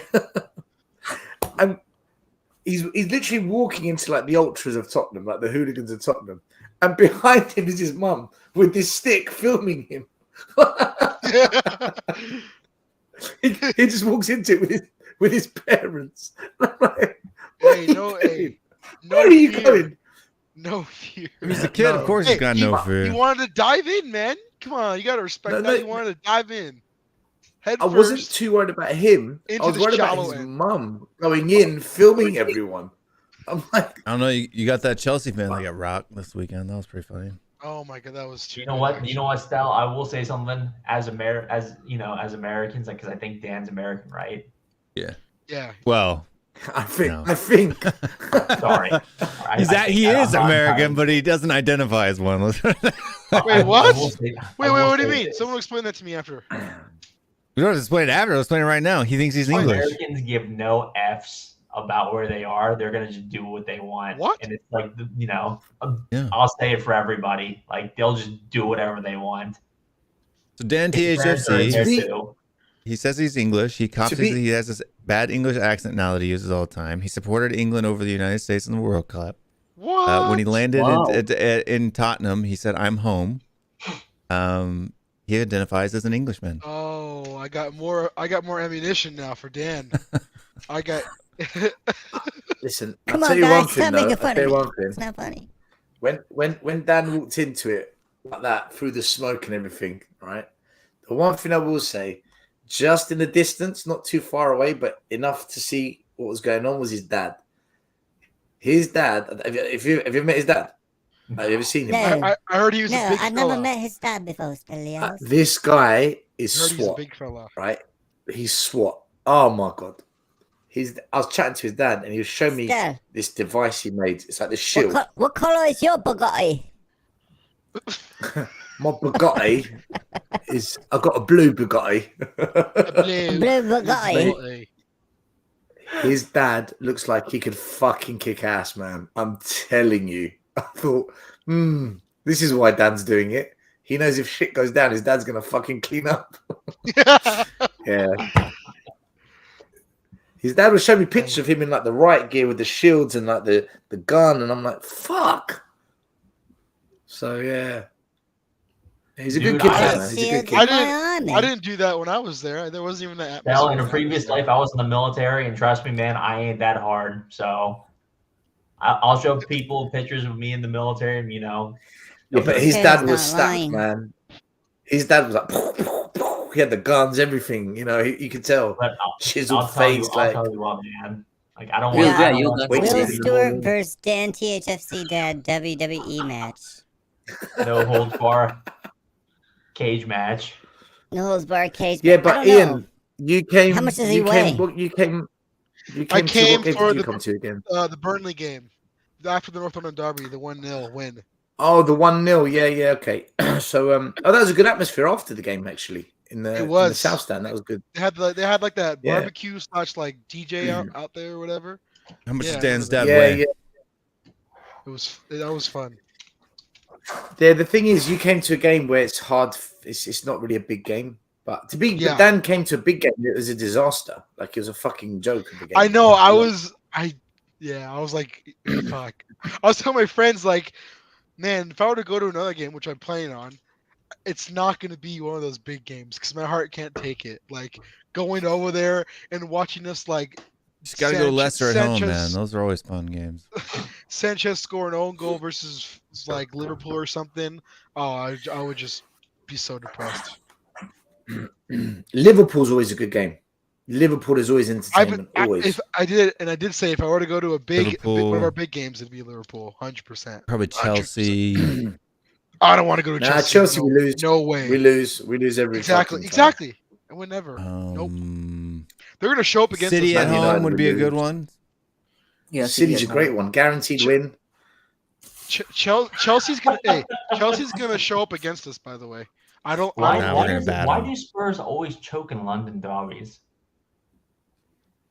No, we play fine against Fulham and. I think it's because we've got excellent players like Cess and Dyer and Davies. West Ham. Chelsea and Arsenal are the only ones that we struggle with. Chelsea almost choked that. We struggle with Chelsea so much more. Arsenal, Crystal Palace. We beat West Ham. We beat Crystal Palace. We beat Crystal Palace twice. That last season when we beat West Ham and the stadium was rocking. Is it West Ham get battered? But like it's always where they go. There's also a time we lost. Ham get battered. People in Ireland really like that fixture. People in Ireland really like that fixture because they like to banter the travelers. I gotta go to another game, man. I'm trying to come in May. I'm trying. I tell you what, I'm not going to the Man United game. I've decided because we're gonna fucking lose that. I'm not going. Ten Hag's gonna whoop our ass. Casemiro, Ericsson, Bruno, they're gonna fucking rip us. I'm a gay Ten Hag, apparently. You know what? Gay Ten Hag. I gotta tell you. You remember that from Henry's chat? So I was a homosexual Ten Hag. I got a feeling. First of all, we're gonna lose against Chelsea. I just know it. But I could see us somehow winning a Man United game. I can see it. It's just what we do. We win games that we don't think we should win, and lose that we should. You know, win. I'll be completely honest. When we had Eintracht Frankfurt in our group, I was torn because Eintracht Frankfurt was the first live football match that I went to. No way, that's cool. When Son was there? That's cool. Huh? When Son was there or no? No, dude, I was stationed in Wiesbaden. Okay. And Wiesbaden's about 40 minutes away from Frankfurt. So, that was the first match I went to. It was stupid cheap. The beer was really good. Couldn't understand fucking anything, but it was a good time. So, Mike, you lived in Germany. Yeah, I was there for a time. Mm-hmm. They're like amazing engineering in Europe. Oh, absolutely. Like they're the kings of engineering in Europe. Everything there is on time. Everything there is on time. Yeah. I know. That's the saying, right? Over there. The saying is they're highly German. efficient. In Korea, nothing is on efficient. time. If the But bus you know says what? it's going to It's come at South 6 Korea o'clock, is it the comes at same way, 6:20. Korea is the same exact way. Everything's Oh, late in yeah. Korea. What are you talking about? The buses are always late in Korea. But the subways are never. literally said. Subways are never late. Well, it's because they can't really be late though. That's not true at all. That's not true. I was in France and everything was late. Everything was late. The French buses, man. You are spend on more strike time every week over something. They just spend strike. more There's always something they're on strike on over there. You spend more time standing at a bus stop in Korea than you do riding a bus. I didn't take the bus as much. I took a lot of the metro. Yeah, the buses are horrible, especially the blue buses. The Mate, Japan, they're fucking. They're spot on. The highway buses in Korea are really good, like the long tour buses, like the Greyhound-ish type buses. Those are fine. They call them Kosokdoro. But yeah, so do you know what? There's only was a one. match There's, that I there's, would love to go to. do you know? There's only one thing in America I can't fucking stand, man. It drives me. I just don't understand why your country is so backwards with it, and that is your airports. Your airports are a joke, man. Everything else is great, but your airports are. What's wrong with the terrible. airports? Yeah, I'm like trying to find a reason in my head. What airport did you go to? Atlanta's a joke. Atlanta's the decent. worst. Atlanta's a decent O'Hare's the airport. worst. JFK's fucking overhyped. Oh, JFK's awful. LAX. JFK is all over. San Francisco's got a nice LAX. airport. San Francisco. LAX, Airport, yeah. LAX is kind of crazy. Who else? got a LAX nice is a airport? joke. Austin, Texas. that's Atlanta's not got a bad. nice airport. DFW is a joke. No, it doesn't. I hate DFW. What's Dude. wrong with Atlanta's airport? Go to Heathrow Terminal 5. Go to Dubai. Go to the Asian airports. Go to. I mean, it most doesn't European look nice, airports. but I mean, as far as like getting It's to on a where you different level. there are some buses, there are some Our airports in the airports United are a different States. level. Like if you go to DFW, you better have like an hour and a half in between your connection flight because it's going to take you I've an been hour there. and a half just to switch. Right? But at least Well, in I went Atlanta, there you and can I- jump, you get off your I missed plane, my you jump connecting on a flight. train, and then boom, you're right there. Yeah. If you're coming from International Terminal E, you just go boom to A. The train's literally right there. You jump on it, you go to A, you get on your plane, and you go. Too many Historically, people, the no worst space. airports in the U.S. Everyone's- are as follows, in this order, okay? And I think this is pretty undisputable. Number one's O'Hare. O'Hare's Yeah, a shit Chicago's show. horrible. It's Okay, number It's the two, worst. pretty closely follows is Denver. Denver's also Denver's, a shit yeah. show. I've never been. Wait, I've been there twice. I've flown to Denver. It wasn't that bad. No, dude, Denver's pretty awful. Number three is JFK. JFK is bar JFK 's none, just horrible, yeah. dreadful. Yeah, that's another joke. Those three just dreadful, and it's the traffic. You know, they're disorganized and they just don't have their shit together. So, Denver like, doesn't I get a lot of get it. traffic. It's just LAX it's just a crappy traffic airport. is the worst thing. Yeah, One but of the worst yeah, but things. Mike, this is what I mean. We in Europe, we don't have these fucking headaches in airports. Yeah, It's 'cause just- nobody it's so goes much there, better. dude. There's not enough flights in Europe compared to Just no the one goes there. population is Heathrow's- so dense in those areas, though. that's Heathrow is why. one of the most busiest airports in. Dude, London. Well, London's right, crazy. but you also have a rail system that'll get you from France, which is a good portion of the traffic. Yeah. But that's we what have I'm saying rail, too. Like, we have underground, we have car, we have. I bet the airlines. number of flights. Yeah. Let's see. Dude, Heathrow Airport's one of the I busiest. bet you airports in my the world, man. airport's What are we better than talking your airport. Nah, dude, they all Listen, suck. I've traveled the world. I've traveled the world. As soon as you land in an American airport, it's fucking shit. I can't take it, man. I can't. I don't give a shit what you lot say. I will Oh, say, you- I like your- I will say I this. don't now. care. The Asians do their airports right. Incheon Airport's phenomenal. Incheon is phenomenal. It's the best I've airport never I've ever flown to seen an in my Asian life. country. I'm so sad. Dude, The airports in China the- aren't the- there. The one in Guangzhou is okay. Beijing's the crap hole. Istanbul's got an amazing new airport. Even now. Istanbul's got an amazing airport. even the one in Japan, like Akita or whatever it is, Narita, is not good. But Incheon is amazing, dude. Will, Kansai Airport in Japan, that's the one you want to go to, Kansai. Ian, Although I'm it's telling sinking, you- so they might have to build a new one. Elias, I'm Singapore telling you guys, Airport, if you go to Changi. Korea, Changi you Airport's guys are great. gonna have a lot of fun. I want to go so bad to Japan, Korea, Taiwan, Vietnam. That I want Spurs to tour in go. Korea was Dude, nuts, I heard. dude, I wanna even go the so airport in bad. Kuala Lumpur Airport's not bad. I've been there. That's a good airport. It's nothing wrong They have with the it. best food. They have the best food out of anyone too. Asians have the best food. Absolutely, out of anyone. Best food. Heathrow's only You 6. can find all sorts of Korea tour. So I'm biased. I prefer Stell, here you go. Mediterranean food, but 7. I do like this is Japanese according. This is according to New Zealand Airlines. The busiest airports in the world. Number 1 is Chicago. Hatfield Jackson Atlantic International Airport in Ooh. Atlanta. It's the Yeah, number it 1 is. busiest Yeah, it is. airport. It is, yeah. Has the most daily. Has over 100 million people a day fly You know, in I and agree. out of Atlanta. I agree. Then you I have agree. Beijing. It's number 2. Dubai is number 3. Chicago is number 4. I was just say Tokyo is number 5. Heathrow is number 6. LAX is number 7. Those are the 7 busiest airports in the world. JFK is not on there. Yeah, yeah. Interesting. mate, the I'm worst thing surprised, is getting the worst thing is getting a message from your friend saying, "Hey, can you pick me up from I'm LAX?" surprised that Thailand. It's the airport is worst. Amsterdam Schiphol should be on there. That's a very busy Yeah, airport. that's It's a another massive one. connection hub for Europe. Schiphol, Amsterdam. Mate, have you seen the airport in Doha? The new airport they built in Doha, Qatar. It's fucking amazing, man.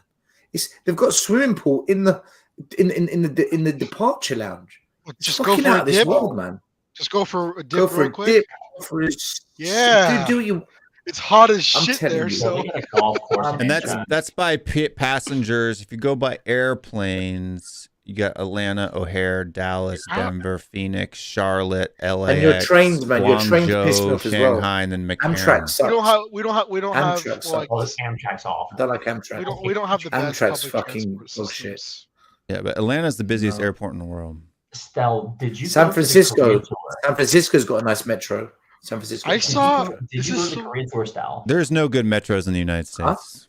Did yeah. you go to the Korea San tour? Fran's not bad. The Korea tour. Yeah, Yes. South Korea has the best subway system in the world. I've never been to Korea, mate. I've never been. Oh, man, Even you should Japan go. doesn't have anything. I've on done. South Korea I've as far done. as I've done a trains. little bit of Malaysia. I've done Singapore. I've done. I'm gonna tell you this right now. I lived in Korea for um, 13 years and I never drove. Japan, and I've done. There's one other. I've done Thailand. What's the other place I went to? There's one other place I went to. In Asia. You don't where have did to I have a go? car at all. I lived in Korea for 13 years and I never had a car. Is I Never went to had a China. driver's license. I went to China, not Beijing. What's the other city there? The big city There's a in bunch China. of cities there. There's a bunch of big cities there. The big one. Oh, Shanghai. Yeah. Shanghai is fucking great, man. I loved it there. Shanghai's out in the middle of nowhere, dude. It's out in the middle of the sticks. It's like a giant city out in the middle of BFE. Yeah, it's great though. You But guys you know sound It's like what? Phoenix. I will say It's like that Phoenix in in the terms middle of of, nowhere. similar, yeah. I think in terms I like of, Phoenix. I like Scottsdale. Still, how many I love times my have you time been in to Arizona, America? but Stell, if you're looking for Been a like good 2 or time 3 in times Asia, this I year. think Korea is the closest thing you're going to get to a Western experience. So. 10, 12? 10, 12. Still, come to LA, man. Come to LA. He's been Dude, to- do he's- you know what? He's been Next time I go where to is it? California, I'll Minneapolis. come. He was in Chicago this year. I've Like done New York, twice. Chicago. I've done Philly. I've done Phoenix. I've done It's all right, Austin. Stell. I've done You'll Houston, come in Dallas. 4 years when the World Cup is here.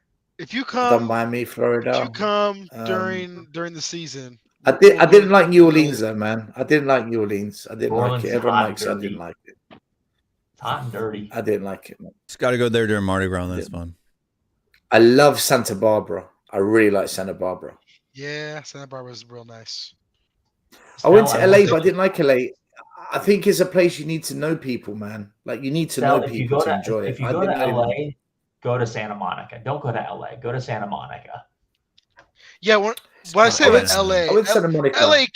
LA County is huge. Like I live Orange in LA County's County, better than LA but I'm County. not in like where you see in the movies, like the giant skyscrapers. You know, that's not where I live. Just go to Orange County. That's all. We're about that. Do you know my favorite place? Do you know my I live, favorite place in America? That I've been Glendale. to? Glendale. That I loved, right, is Austin. I really, really, really like Austin. I don't know what it is. I can't. It's a bunch of hairy armpitted hippies, dude. You don't need to go to Austin. Oh come on. Austin was cool, man. Austin was alright. Nah, Austin is horrible. San Antonio, Austin Texas is not is horrible. way Come better on. than Austin. I lived in Texas No for way. 4 years. No way. Yes Will. way. No way. Yes way. No chance. Way, way, way, way better. The food is better. Houston the nightlife is better. dead. 6th Street in Austin is boring, dude. Don't tell me about Austin. I've been to Austin. 6th Street is just one row, and it's like 5 bars. Like, if you've only been there once, it's probably fun. But when you have to live there and you have to be there every single weekend, I'm telling you right now, right? San Marcos has probably what Schlitterbahn has probably one of the best water parks in the world. If you go to San Marcos, I'm gonna put this out there. Nashville.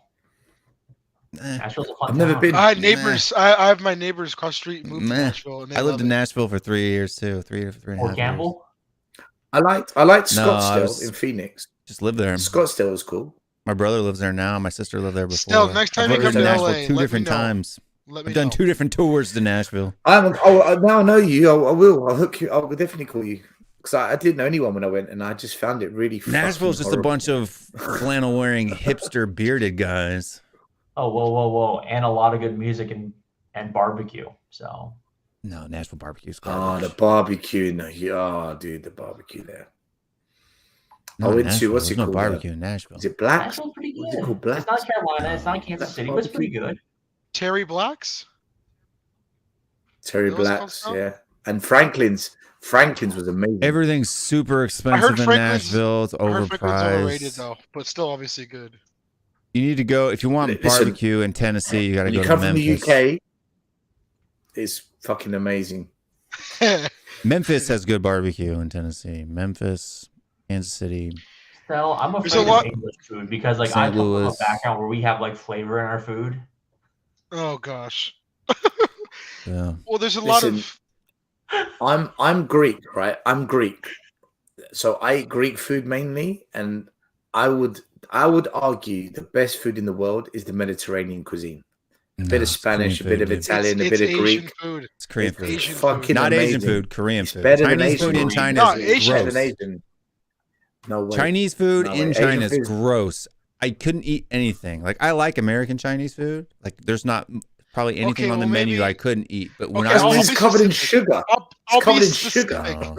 Oh. Asian noodles, like in either it's like ramen or like just Which Asian noodles like, you're talking about? like like- chow mein, Yeah. udon. Is pad kway teow. seu or just they do noodles so Pho. well. Dude, Hey, Do you know? Yeah. Do you know Greek food? Right, we've got maybe 20 dishes of just different types of beans. Right, Asia We've got about taught 10 different. it's Italy salads. how to do pasta. Barbecue. I'll take you to a Greek barbecue. You'll lose your fucking mind, man. I'm telling you. Yeah, Greek probably. Greek food is, Oh, you're is, right. Oh is, man, is that's a hill mind-blowingly I good. die on. Korean barbecue is the best. Korean barbecue is best to be honest. Korean with you, barbecue yeah. is There's a- so good. alright, Korean barbecue. is It's good. so Right, good. There's a Greek. Sorry, man, There's that's a the hill Greek I die- barbecue. that's the It's hill I so die good. on, Everybody copies it. Right. Have you ever had that Brazilian barbecue? They call it radicchio or whatever it's called. I've had it. Rico, I is it they still call think it? Korean barbecue is better, man. This is the hill I No, die no, on. hear me out. Hear me out. Hear me out. Let him finish. Right, okay. Right. So that Brazilian barbecue, the Greek version of that shits on it. I'm telling you, you will lose I your haven't had freaking Greek mind. barbecue, so I'd have to try it. But Yeah, same. Yeah, I need that's to. fine. I What's need this to called? I actually have to Oh, save this. but with Korean barbecue, there's so much Greek barbecue is hands technique down into so good. not it's in the only top how the 3 meat is in the cut, world. but In how the the meat is world, I'm telling handled, you. the freshness of the meat, right? Like, there's a difference. Like, if you want frozen meat, you have to go to completely different restaurants. Now, here in the United States, pretty much everything comes frozen, but I'm talking in actual Korea, right? Korean barbecue. There's, if you've ever been to a Hanu Korean barbecue Hanu, restaurant, It's so that's in Korea, right? The meat has never been frozen, right? It's literally like they just walked down the street, killed a cow, chopped it up, and brought it right there. And then the way that they cut That's it, how I like it. right? No, I'm serious. There are rules. There's quality. There's classes of Hanu restaurants, and there are ones where the meat can never be frozen. It No, can be seriously, refrigerated. It's like literally government mandated. Yeah, like, there are it can't rules be yeah. frozen. you can't do. Dude, in Italy, in Italy, you will have well done, Terry Blacks. That's it. In Italy, you'll have some of the best food you'll have anywhere. Some of the Italian food is mind blowing. It's amazing. It's what I'm saying to you that I could take you to a Pojang Matcha in Korea, dude. No, you got Asians do noodles better than Italians do noodles. Asians taught Italians how to do noodles. Marco Polo, baby. Like that's my hottest take. Italians don't do noodles. Italians don't do noodles, man. Noodles is Asian. Like all pasta, day long. like Anyone pasta that says noodles, it's not. you know, flour, sugar, pasta, spaghetti, No, all the that noodles, the Italian man. That's where pasta it came from. dishes. Sal, my man, Will and I can trust us both to take you to Korea, and you will have an absolutely mind-blowing Korean. Take me, don't take Stell. I'll take you to Korea. I could take you to Korea, and you would never want to leave. You would never want to leave. I'm open-minded. I try all food. I guarantee. I could have you I will sing love Korean karaoke food. with 16 naked ladies all at the same time, and then I could take you out and have you drinking until you're puking your guts out at 8 o'clock in the morning. Then I could have you out there eating so much food that your belly explodes all in the same night. Will, I love the food in Thailand. I love the food. Listen, I love the food in Japan. I thought it was some of the best I've had anywhere. I love the food in Japanese food is Shanghai. like here I know, compared to Korean food. Okay, and I know I'm gonna love the food in Korea. I know I will, but I am telling you, the Mediterranean cuisine, the variety, it smashes everyone. I promise you. There's no way. I haven't been. I have to go. I'll take you to Korea. You can take me to Greece, and we'll figure it out. Well, we'll do the Mediterranean. They both do barbecue. We'll do They a bit both of do Spain, seafood. They both do like fast food. a bit of Italy. Yeah, just curious. Is Bit of Mediterranean food Cyprus. something like? Is Mediterranean food something like the Middle Eastern food, or is it different? It's like a feta, cucumber, garlic oil. When I was in Mexico, they had a Mediterranean restaurant in the all-inclusive resort. If you go to Cyprus, good, but it wasn't as good. If you go to Cyprus, right, where my family are from, if you go to Cyprus, or if you go to the south of Turkey, right, those parts, then they're more influenced by the Middle East. So it's Mediterranean meets Middle East. It's somewhere in the middle. If you go more Italy and Spain, that's more Mediterranean. So where I'm from, I get the best of both. So Cyprus, we get the Mediterranean and the Middle East, and we get it as one. Oh. It's why it's such an underrated food. It's so good. And Middle Eastern food is fucking flatbread. brilliant. Middle Eastern What's food that is called? fucking incredible. I always forget what that's called. Especially Lebanese. Lebanese food. I like the flatbread and the sauce. What is that? What is it? Which sauce? Hummus? What color is it? Not hummus. It's like a brown color. Tzatziki. Brown. Yeah. Brown color. It's like fasa bread. Is it fasa bread? Yeah, maybe fasa bread, and then there's like a dipping brown sauce. sauce. You dip it in. Barbecue sauce. Everyone has good. It's not barbecue sauce. It's like a beefy sauce. Oh, okay. Oh, tahini. Is it like a shredded chicken in it, like brown color sort of thing? It's it looks like curry, but it's thicker than curry, and it doesn't taste like curry. It doesn't have Like the curry gravy? spice. It's almost like gravy, but it's not gravy. I don't know. I need to see Everyone, it. I need to taste it. everyone does their own food so well. That's what makes everyone perfect. Dude, Indian food, Middle Eastern food, South I want to say it's American, like Iranian. meat. It might be Oh. Iranians. The dipping sauce. I There's our I haven't had better barbecue than the Greeks. I've had brilliant barbecue. I've had. You have to go. Dietrich, what's that brown sauce that they dip the stuff in? You gotta do Korean barbecue, and you also gotta do like Brazilian barbecue, like Brazilian. I've done Brazilian. meats, I've South done it. African, I've done it. South African, South American. Does it look like hummus? I've done it. It's I've done it. runnier The Greek than that. one's better. Okay. The Greek one is better. The only barbecue. So hummus is made from I thought, beans. whoa, This is made from like this a is beef chicken stock. fucking amazing thing. Was the smoked I know the barbecue, name the for it deep, now. Let me dirty South smoked barbecue, the brisket, the short ribs. That is just some What about like amazing. you have American barbecue, right? I'm sure you had American barbecue. You have Terry Blacks, you said. No? Yeah. The smoked barbecue was just that's top. Fuck. It's top. It's top. It's Yeah. great. It's amazing. So expensive though. Oh my gosh.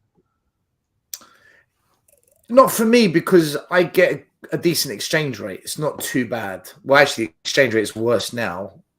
Yeah. When I went to Austin, it was one British pound was $1.50. So I had a fucking great time. But they were close to even not too long ago. I know. That's when I went to fucking Minneapolis. I got raped.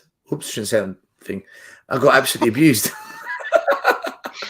What are you playing? What are you playing? Video games right now? Jeez. Take me back to 2010 with that one. No, but you know what? I think I'm sorry, Stel. Try the Korean barbecue once. Do you live in London? You know what? It's so elite. Yeah. Korean barbecue is so elite. Go to that place that the guy goes. No, I need to go to Korea and do it because I saw a video where they the Spurs players. There was like a Korean chef guy who introduced the Spurs players to it. It's like 4 or 5 different types of steak that they cooked, and apparently the Korean meat that they cooked is better than Wagyu beef in Japan. That's what they were saying. It's better than Wagyu. It is. Yeah, Hanu's better than Wagyu. It's So more when you go for a expensive, too. Korean That's buffet, what we're they talking give about, you, like, Hanu. all Is that what it's called? Hanu. It's called Yeah, Hanu. Hanu. It's Korean cow. It's basically what that translates to. Hanu. Right, they're saying now that's better than Wagyu. like Wagyu Kobe is beef. just Saying- Japanese beef. It's the same thing. Well, it comes from Yeah. Kobe, the region, right? Yeah, Kobe That- comes well, that's from Kobe. that's when I Hanu that, comes that from beef was Korea. amazing. So that's your equivalent. Apparently, Well, a that's lot better. If that's better, oh my god, Yeah, it's better. must taste fucking great. So it's a lot of food in America is very regional. A lot of areas do other foods better than others. Let's say like you got your barbecue and you're in the South and Midwest, and you got like West Coast. We do tacos, burritos, so much better than anyone else. No, East Coast, you they got their... don't. Stop. Oh yes, we do. Texas does Tex-Mex way better than California, dude. You've lost your mind. That is Even the the fast worst food. take. Even Will, the out fast of food. everything I heard you No. say, that is your worst No, take. no. Spurs stuff included. That's your worst take I've ever heard. No, man. LA street tacos are miles No, better dude. than your breakfast tacos. I love or street whatever you got tacos. over there. Oh, it No, is dude. so. No. No. You've never had El taco. Said. Even the fast food, Taco Cabana in Texas is the best fast food Mexican place you can ever go. The It best tastes like tacos most restaurants you'll in ever California. get in your life are for $1 on the side of the street in a cart. That's the best. That is the best taco you'll get in your life. In San Antonio, there is a place called, I can't remember the name of it, but there's a place, but they make, it's open 24/7. And so after the bars close, everyone goes, the bars close at 2:00 in Texas. And the burritos, they make these burritos, this grilled chicken burrito, filled with guacamole, rice, beans, like Chipotle on steroids, right? And the whole thing costs like $7, and it's just this big, giant, home, fresh made tortilla, right? None of that out of a bag crap. Like you watch them press it right then and there. And I hate burritos. And it's amazing. And like two Well, people could eat one. LA street tacos. I'm telling you, I'm telling you. Man. I've had tacos and Mexican food in California. My mom's from California. She lived in San Margarita. What's that? Rancho San Margarita? Don't know. Orange County. Rancho San Margarita. It's southern Orange County. We went to a Mexican restaurant we were there for a family reunion. I'm telling you, the best tacos are for some random dude on the side of the street on a cart for $1. I am telling you, the street taco, and it's variety. You can get like, you can get carne, you get lengua, you can get pollo, you can get carnitas, you can get it all. Just from one dude. Just from one dude. Same. Like his mom's recipe. Same. Straight from like Jalisco or something. It's like that's it's the problem. amazing. You're doing like West Coast Mexico stuff, right? That's not main. No. Yeah. No. Jalisco. That's West Coast. We have the most like Latinos come up from Mexico and just get a business going, basically from a street cart, and it's just the most authentic. Well known for the Mexican Mwah. food. I literally just said that's where my mom lives. That's where I went for Mexican food, and it was not good compared to San Antonio. Had not even close. I don't know about Rancho St. Margarita. I honestly, I've never heard of that. The best street tacos are in LA. Telling you, I am telling you. Straight out of Dodger Stadium. Rancho's Santa Margarita. I don't deny it. Where's that at? It's a city in California. I just want to quickly say to El Said in the chat, you say try Persian. I go to a Persian restaurant in London called Berenjak, and I love it. I love Persian food, man. I like Persian food a lot. Guys, I want to go to sleep. I don't even know why the fuck I'm awake. This is ridiculous. Yeah, we're gonna close this puppy up anyway. 6:30 in the morning. What the hell am I doing up? I went to Celinda's in Rancho San Margarita is where I went. Not good. For me, burritos are the best fast food. No, they're not.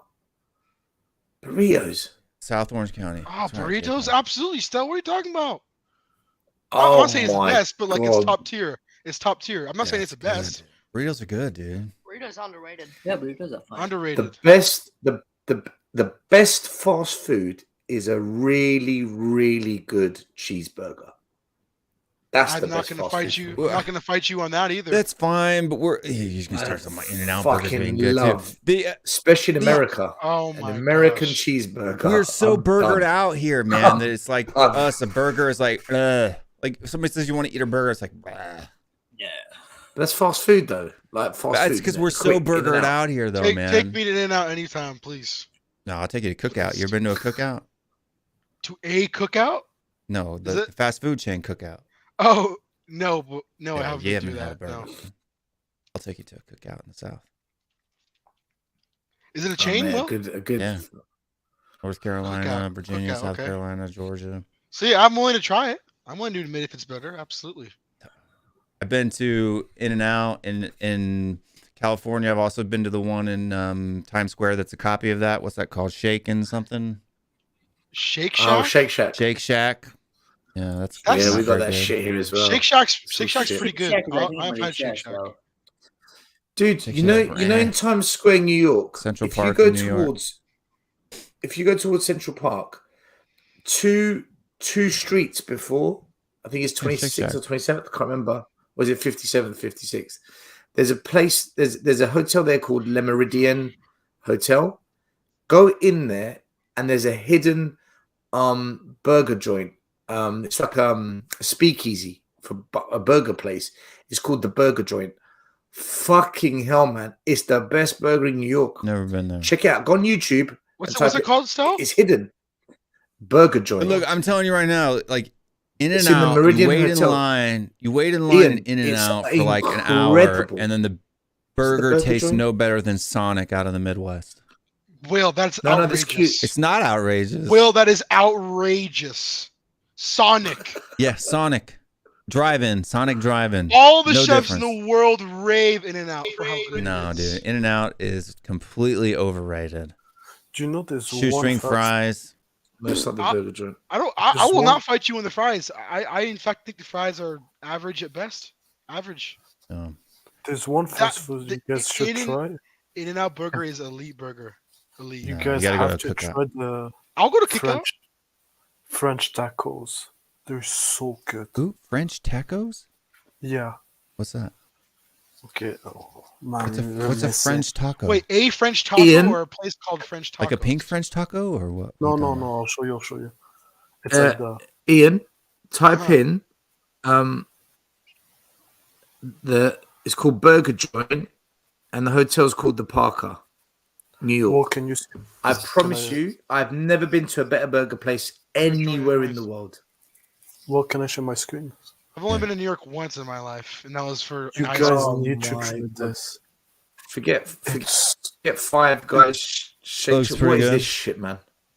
Try this. What is It's this shit? so Okay, It's but called where do I French- get that? Where do I get French taco. No, they don't exist in America. You have to go Okay, to well Europe. then that's useless for me. Go to Europe, try it. It's so good. They So don't exist in America. Go to New York. New York's in America. No, I'm talking about whatever's Dietrich's talking about.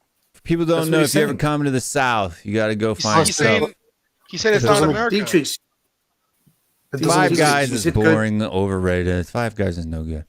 But this is Cookout. No. It's Go a to the chain Ian, in the the place I South. told you. I'm looking it up right now. Yeah, I see. It looks good. It looks so good, actually. Dude, the it's menu. I don't know if they have any pictures on the menu, but this is what the menu actually looks like. They have a ton of crap. They've got barbecue. This place looks actually real good, but your comparison of Sonic's In-N-Out is just outrageous. No, dude, it is. Will, it is so outrageous. No, man. Go ask all the professional chefs out there. They'll give you I don't care. because both. because it's that good. The level is I've of eaten impression. both, and they taste the same. Did Will just compare Sean Dyche to Pep Guardiola? He did. No, I didn't. I Go compared. look right I now. compared Graham Potter to Sean Dyche. No, he did not. He did I not. totally did. Ian, my cousin went to Las Vegas. He tried In-N-Out. He said it's so fucking overrated. It is. It's hugely overrated, dude. He said it wasn't that good. I'm telling you right now. I don't know what the Sonics are like in California, but in the Midwest, Sonic They're shit out here. is just as good. Or a Steak and Shake. Do you have Steak and Shake out west? We have Shake Shack. Steak and Shake. Not Shake Shack. Steak and sounds Shake. familiar. So Steak and Shakes, every bit as good of In-N-Out, dude. Cheers. Do you know who used to do a really? Do you know who used to do a really good burger in the UK? But they're not really around anymore. It's hard to find one. We had this burger chain called Wimpy. I don't know if it's American. Yeah, we have Wimpy's in the Midwest. Dude, Wimpy about 20 years ago was fucking. See if I can get some images of Cookout here. Ah, I used to love Show you the Wimpy, burgers. Because when I think of a burger, I don't think of this tiny little thin patty with this, flat smushed bun. That's whatever. When I look at burgers, I think of this, dude. That's a freaking burger, man. Well, that's a Cookout burger. Will, what are you ordering an In-N-Out? Are you ordering a single In-N-Out? No, that's a burger. Like, that's one patty, dude. That's not doubles. That's one fucking patty. That is probably cooked to shit, bro. No, dude, it's not. It's beautiful. They cook it straight right there on the grill. Look at this, dude. Look, I'm telling you. I'm telling you, man. All I'm it's saying, cooked fresh right there. Whoa. All I'm saying, I'm willing to try Cookout. I'm just telling you, your comparison of In-N-Out to Sonic is outrageous. It is so far They got out. hot dogs too. Sorry, Shaquille. USA rules when it comes to barbecue. It doesn't.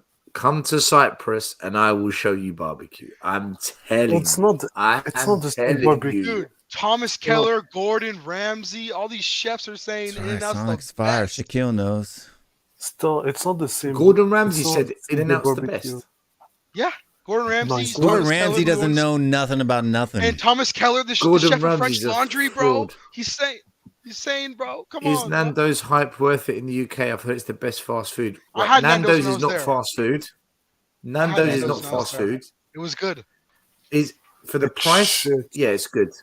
It's No, good. It's, It's good. Not. Don't be so No, it's stupid. shit. It's not What shit. did you order? What I did you ordered order? the pili pili fries with the half chicken, half leg chicken. not You did, and you didn't like that? I had the chicken No. thighs. No, it's Nando's not. is underrated. Everyone It's says overrated, Nando's. It's bro. good. It's See, this is the overrated. thing is people on Nando's the is West good, man. Coast, Nando's is good. because it's a cultural icon for them. In-N-Out, they can't talk bad about it, right? Like even Same if it's for not you, true. Will, and your Hold on, no, I'm Cookout. telling you because they're literally talking about tots and fries, right? Tater tots against Sonic. 77% voted for Sonic and 86% for In-N-Out's fries. It's literally just shredded nothing, dude. Like the fries are greasy garbage. I never argued on the fries. But like I you think go the to fries you can go are to average. Sonic and you can get jalapeno, cheddar jalapeno poppers, cheesy tater You tots, can get animal tater style tots. fries. Huh? Animal style. You get Yeah, animal but that's style just fries. dumping crap on the crap fries that are already there. Oh, bro, animal styles is it. Will, come on now. You're just dumping crap on crap fries, right? Like We're dropping jalapenos on top of fries and no, cheese no, sauce. no, no, no, no, no. This is a jalapeno popper. It's a fresh jalapeno that's breaded and it has cream cheese inside of it, and you're. I like jalapeno poppers. Well, I've made look them. Cream cheese in a burger. No, in a jalapeno popper, dude. In a jalapeno.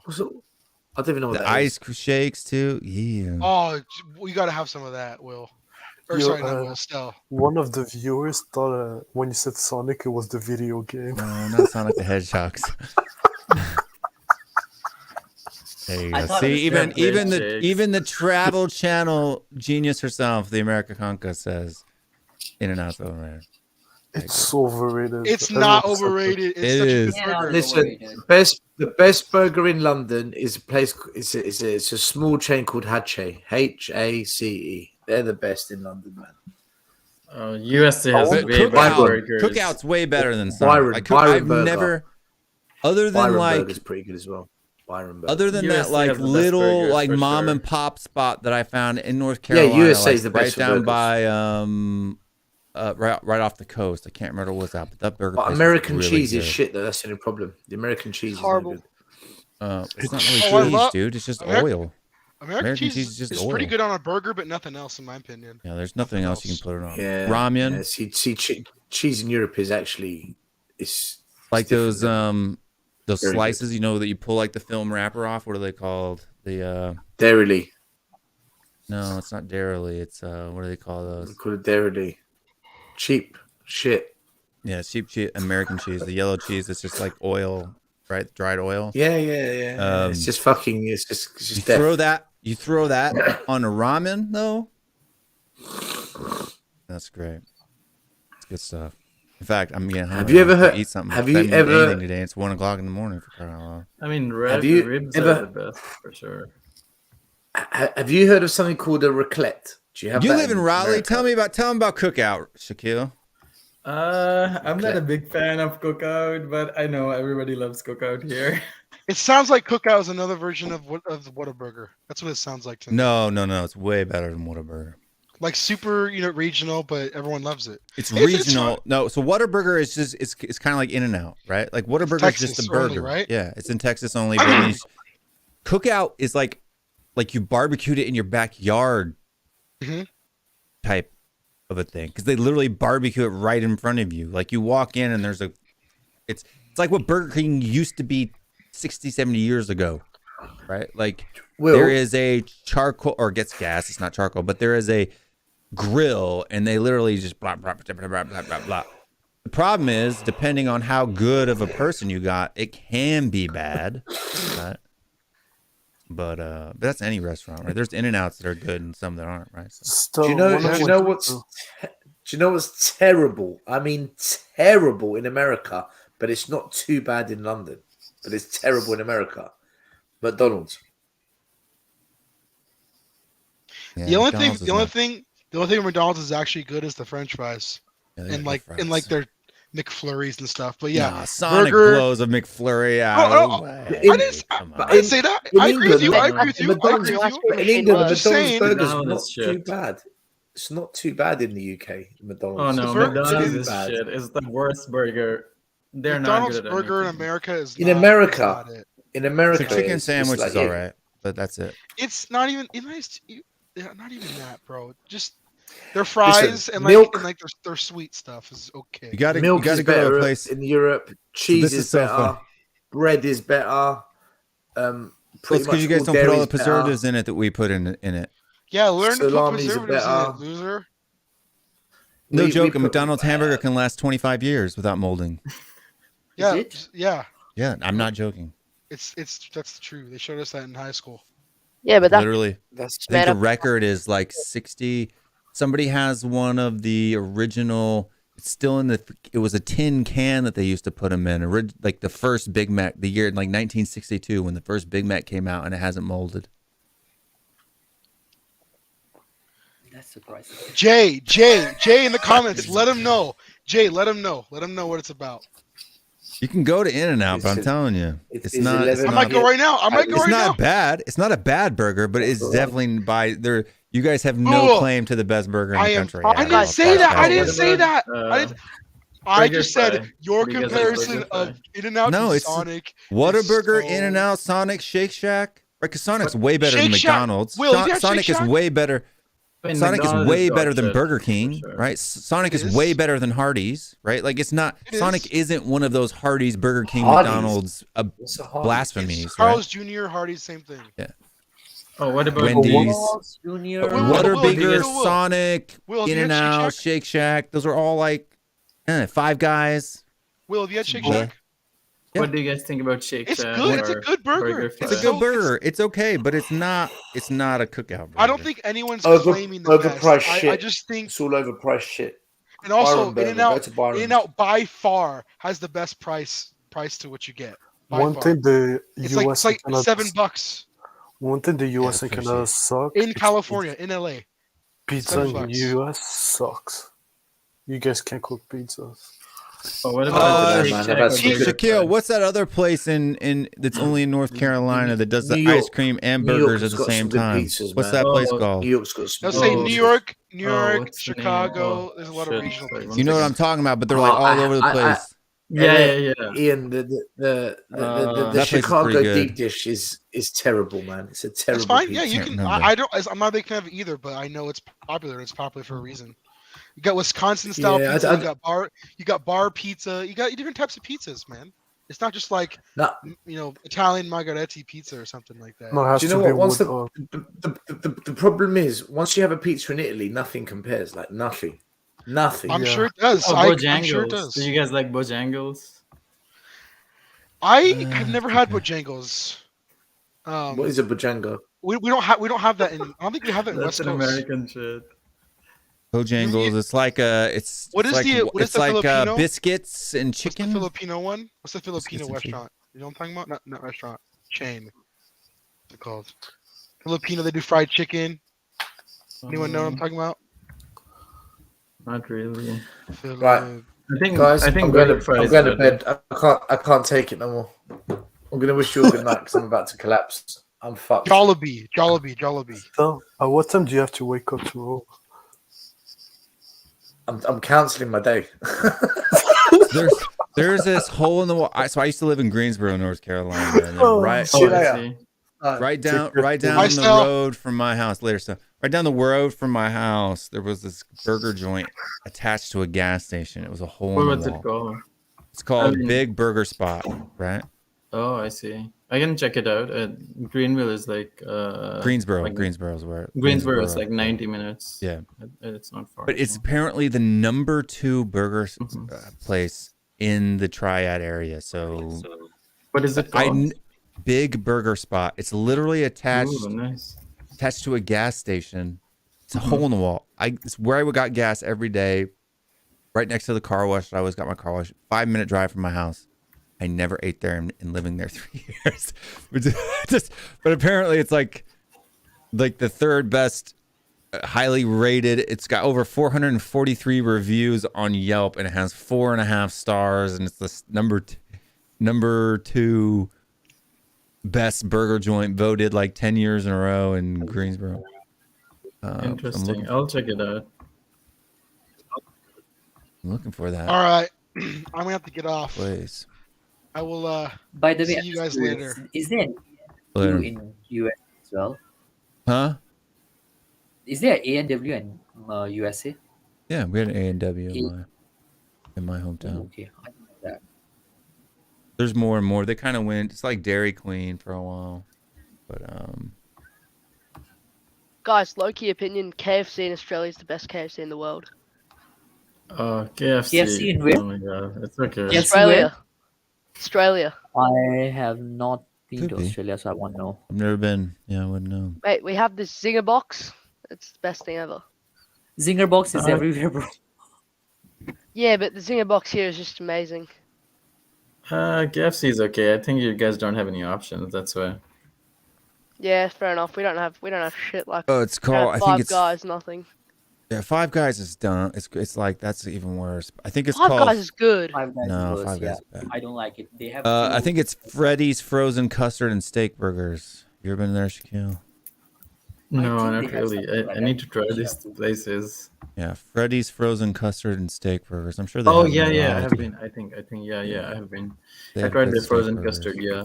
That's what to me In-N-Out tastes like to me, because like here I'll show you guys a picture of it. This is exactly what In-N-Out look like. For people that don't know. There's only one branch of Freddy's here. That's all the way original with cheese. At least these guys have pickles on theirs, but this is the kind of same thing. It's just like In-N-Out. Literally, it's exactly. But I mean, it's a good burger, but it's not. You know, it's no good as. You know, this is. These burgers are pretty good. If you like that style of like a thinly whacked out burger. I know I'm kind of late to the Zinger burger. What's that? Call. Oh, it's just a chicken burger with KFC version. Oh, KFC. It's amazing. Zinger burger is the best thing ever. Yeah, they have Zinger burgers everywhere though. But I'm not a big dude. Popeyes is way better than KFC. Yeah, Popeyes is good. They're spicy. Yeah, their chicken spicy chicken sandwich is better. I tell you what, the best chicken place in the world, as far as that type of chicken burger type stuff, Zaxby's. Have you guys been to Nashville? Or Nashville. I used to live there. They have really good barbecue. I really like their chicken. Maybe barbecue chicken. I don't know. I haven't had Nashville barbecue chicken, but their beef and pork barbecue doesn't compare. I'm from Missouri, so I'm Kansas City, St. Louis ribs, right? Like nobody does ribs like St. Louis. Nobody does like a brisket or a beef or a pulled pork like Kansas City does, and then Memphis. Oh yeah, Memphis is great for sure. Good barbecue. Nashville for me is like, nah, it's all like touristy. That's true. Yeah, it's like more famous for sure. But I think in USA in general, when it comes to ribs, I don't think anybody can like even get closer. Yeah, St. Louis makes the best ribs in the United States. Oh, nice. St. Louis, Missouri. I guess it depends on what sauce you like. What kind of, if you like a sweeter sauce and stuff like that, then maybe it's not for you because St. Louis sauces are more. St. Louis and Kansas City sauces are a little bit more. Well, I mean, you have KC Masterpiece, which is a Kansas City, old school original, but that's a Kansas City style that's more molasses based. But then you have like a Gates. I'm a big Gates and Sons fan, so Gates and Sons barbecue sauce out of Kansas City, which is more of a vinegary, spicy type of a sauce. And I like more spicy, spicy mustard or spicy barbecue. Yeah, and then those types of sauce in St. Louis, there's a little bit more of that style, but nah, it's good stuff. Good stuff. But we've been going 3.5 hours, fellas, and I need to go eat. Yeah. Myself before I go to sleep. As well. I have to get up tomorrow morning earlier actually than I normally do. So. Oh, I see. I guess you guys have been talking about the game. Is it okay if I bring it up? Actually, we didn't discuss stats today. We didn't discuss stats today.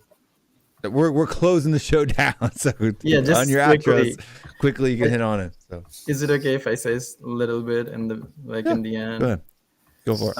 I feel like I know people might have been saying that's a shit performance or whatever, but I think considering two new youngsters, Sar and Skip. I mean, I know Skip just is gonna get more praise from Spurs fans or the English contingent because he's English. But I think Skip is okay, average player. But the real star here is Skip. You could see Eugene every single time. I swear to God. I disagree. Guys, he was pressing high. He was up the pitch, down the pitch, everywhere. I saw Sar everywhere.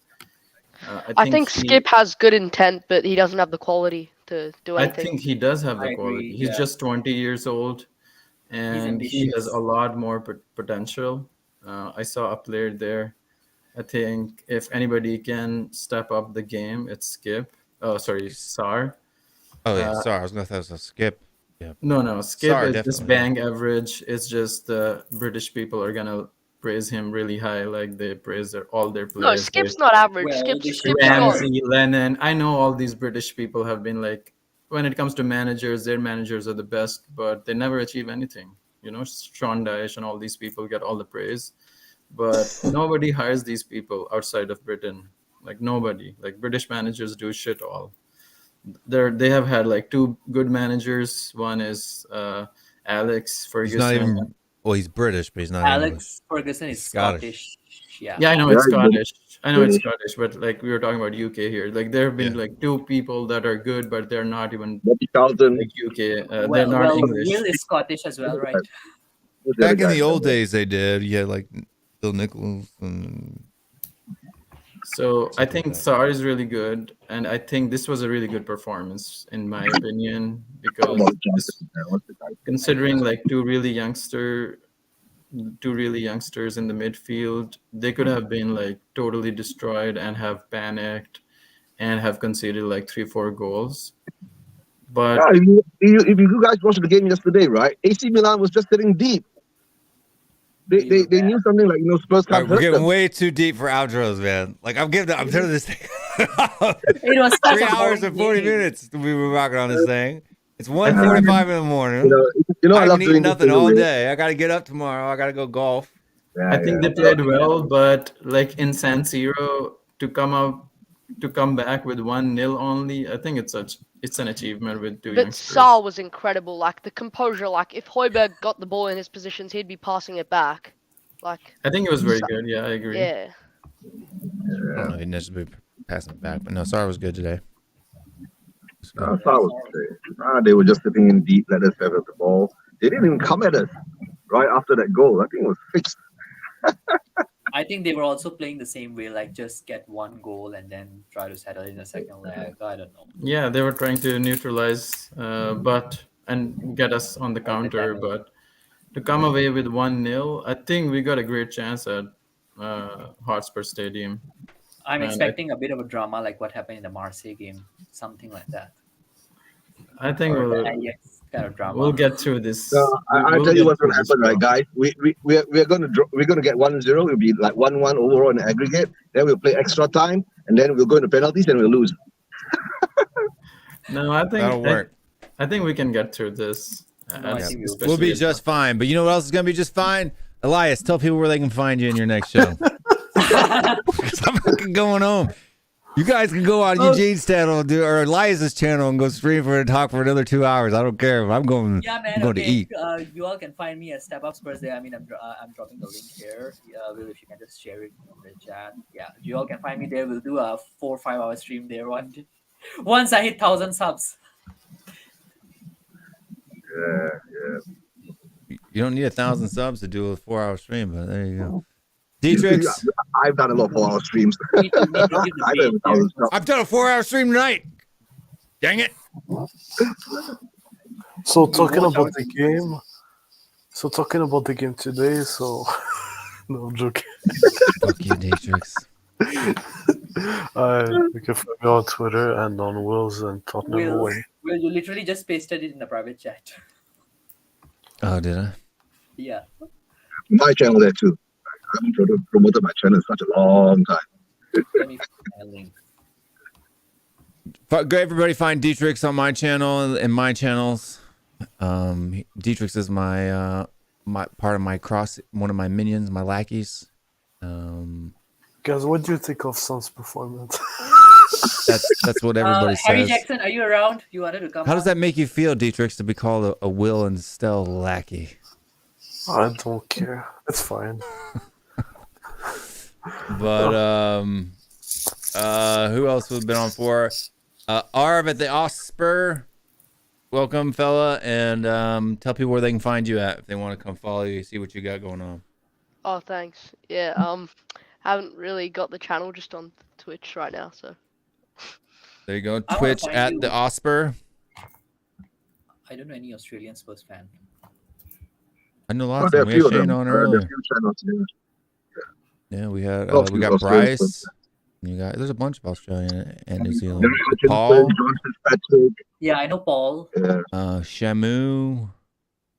Shamu is New Zealand, bro. Same difference. Potato. Come on, Australia, New Zealand. That's like saying America, Canada, same difference. Yeah, same difference. America, Canada, same difference. Canadians are just Americans. Yeah, New Zealand's are just Aussie. That's fair Exactly. That's what I'm saying. You have You have America. If America is Coke, Canada's Diet Coke. Coke. Yeah, I thought Australia's I thought Coke. America. New Zealand's Diet Coke. All right. Yeah. Yeah, Then fair Malaysia and Singapore. Huh? Malaysia and Singapore. No, two different planets. Yeah, so that's a little bit different, right? Oh, we're next to each other too, right? No, don't go that's there. like Fanta and Sunkiss, dude. Come on. Will, actually, have you been to Malaysia before? I've been to Malaysia. I haven't been to Singapore. Will's been to Malaysia, yeah. But guys, I just came in to say hi to you guys, right? You know, I like doing this to Will. But I gotta head off too. All right. I'll be doing a watch along for the West Ham game coming this Sunday. If you guys want to join me, let me know. And Elias must probably be there. I'll have a West Ham fan joining me too. Right, on Spurs Vision TV, guys. Right, on YouTube. Subscribe if you haven't, right? Spurs Raisin TV. Bye-bye. Big up to you, Eugene. And Shaquille, let people know where they can find you on Twitter, Facebook, Instagram. Just nothing really.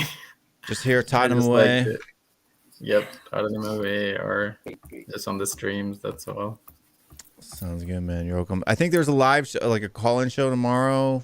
I don't know. Great. Yeah, I think there usually is on Wednesdays. So make sure you guys check that out. Everybody else, my name is Will Stewart. This has been THFC, whatever. I don't know. I've been doing this for too long. I can't talk right now. Stay strong, stay Spurs, and we will see you guys next time.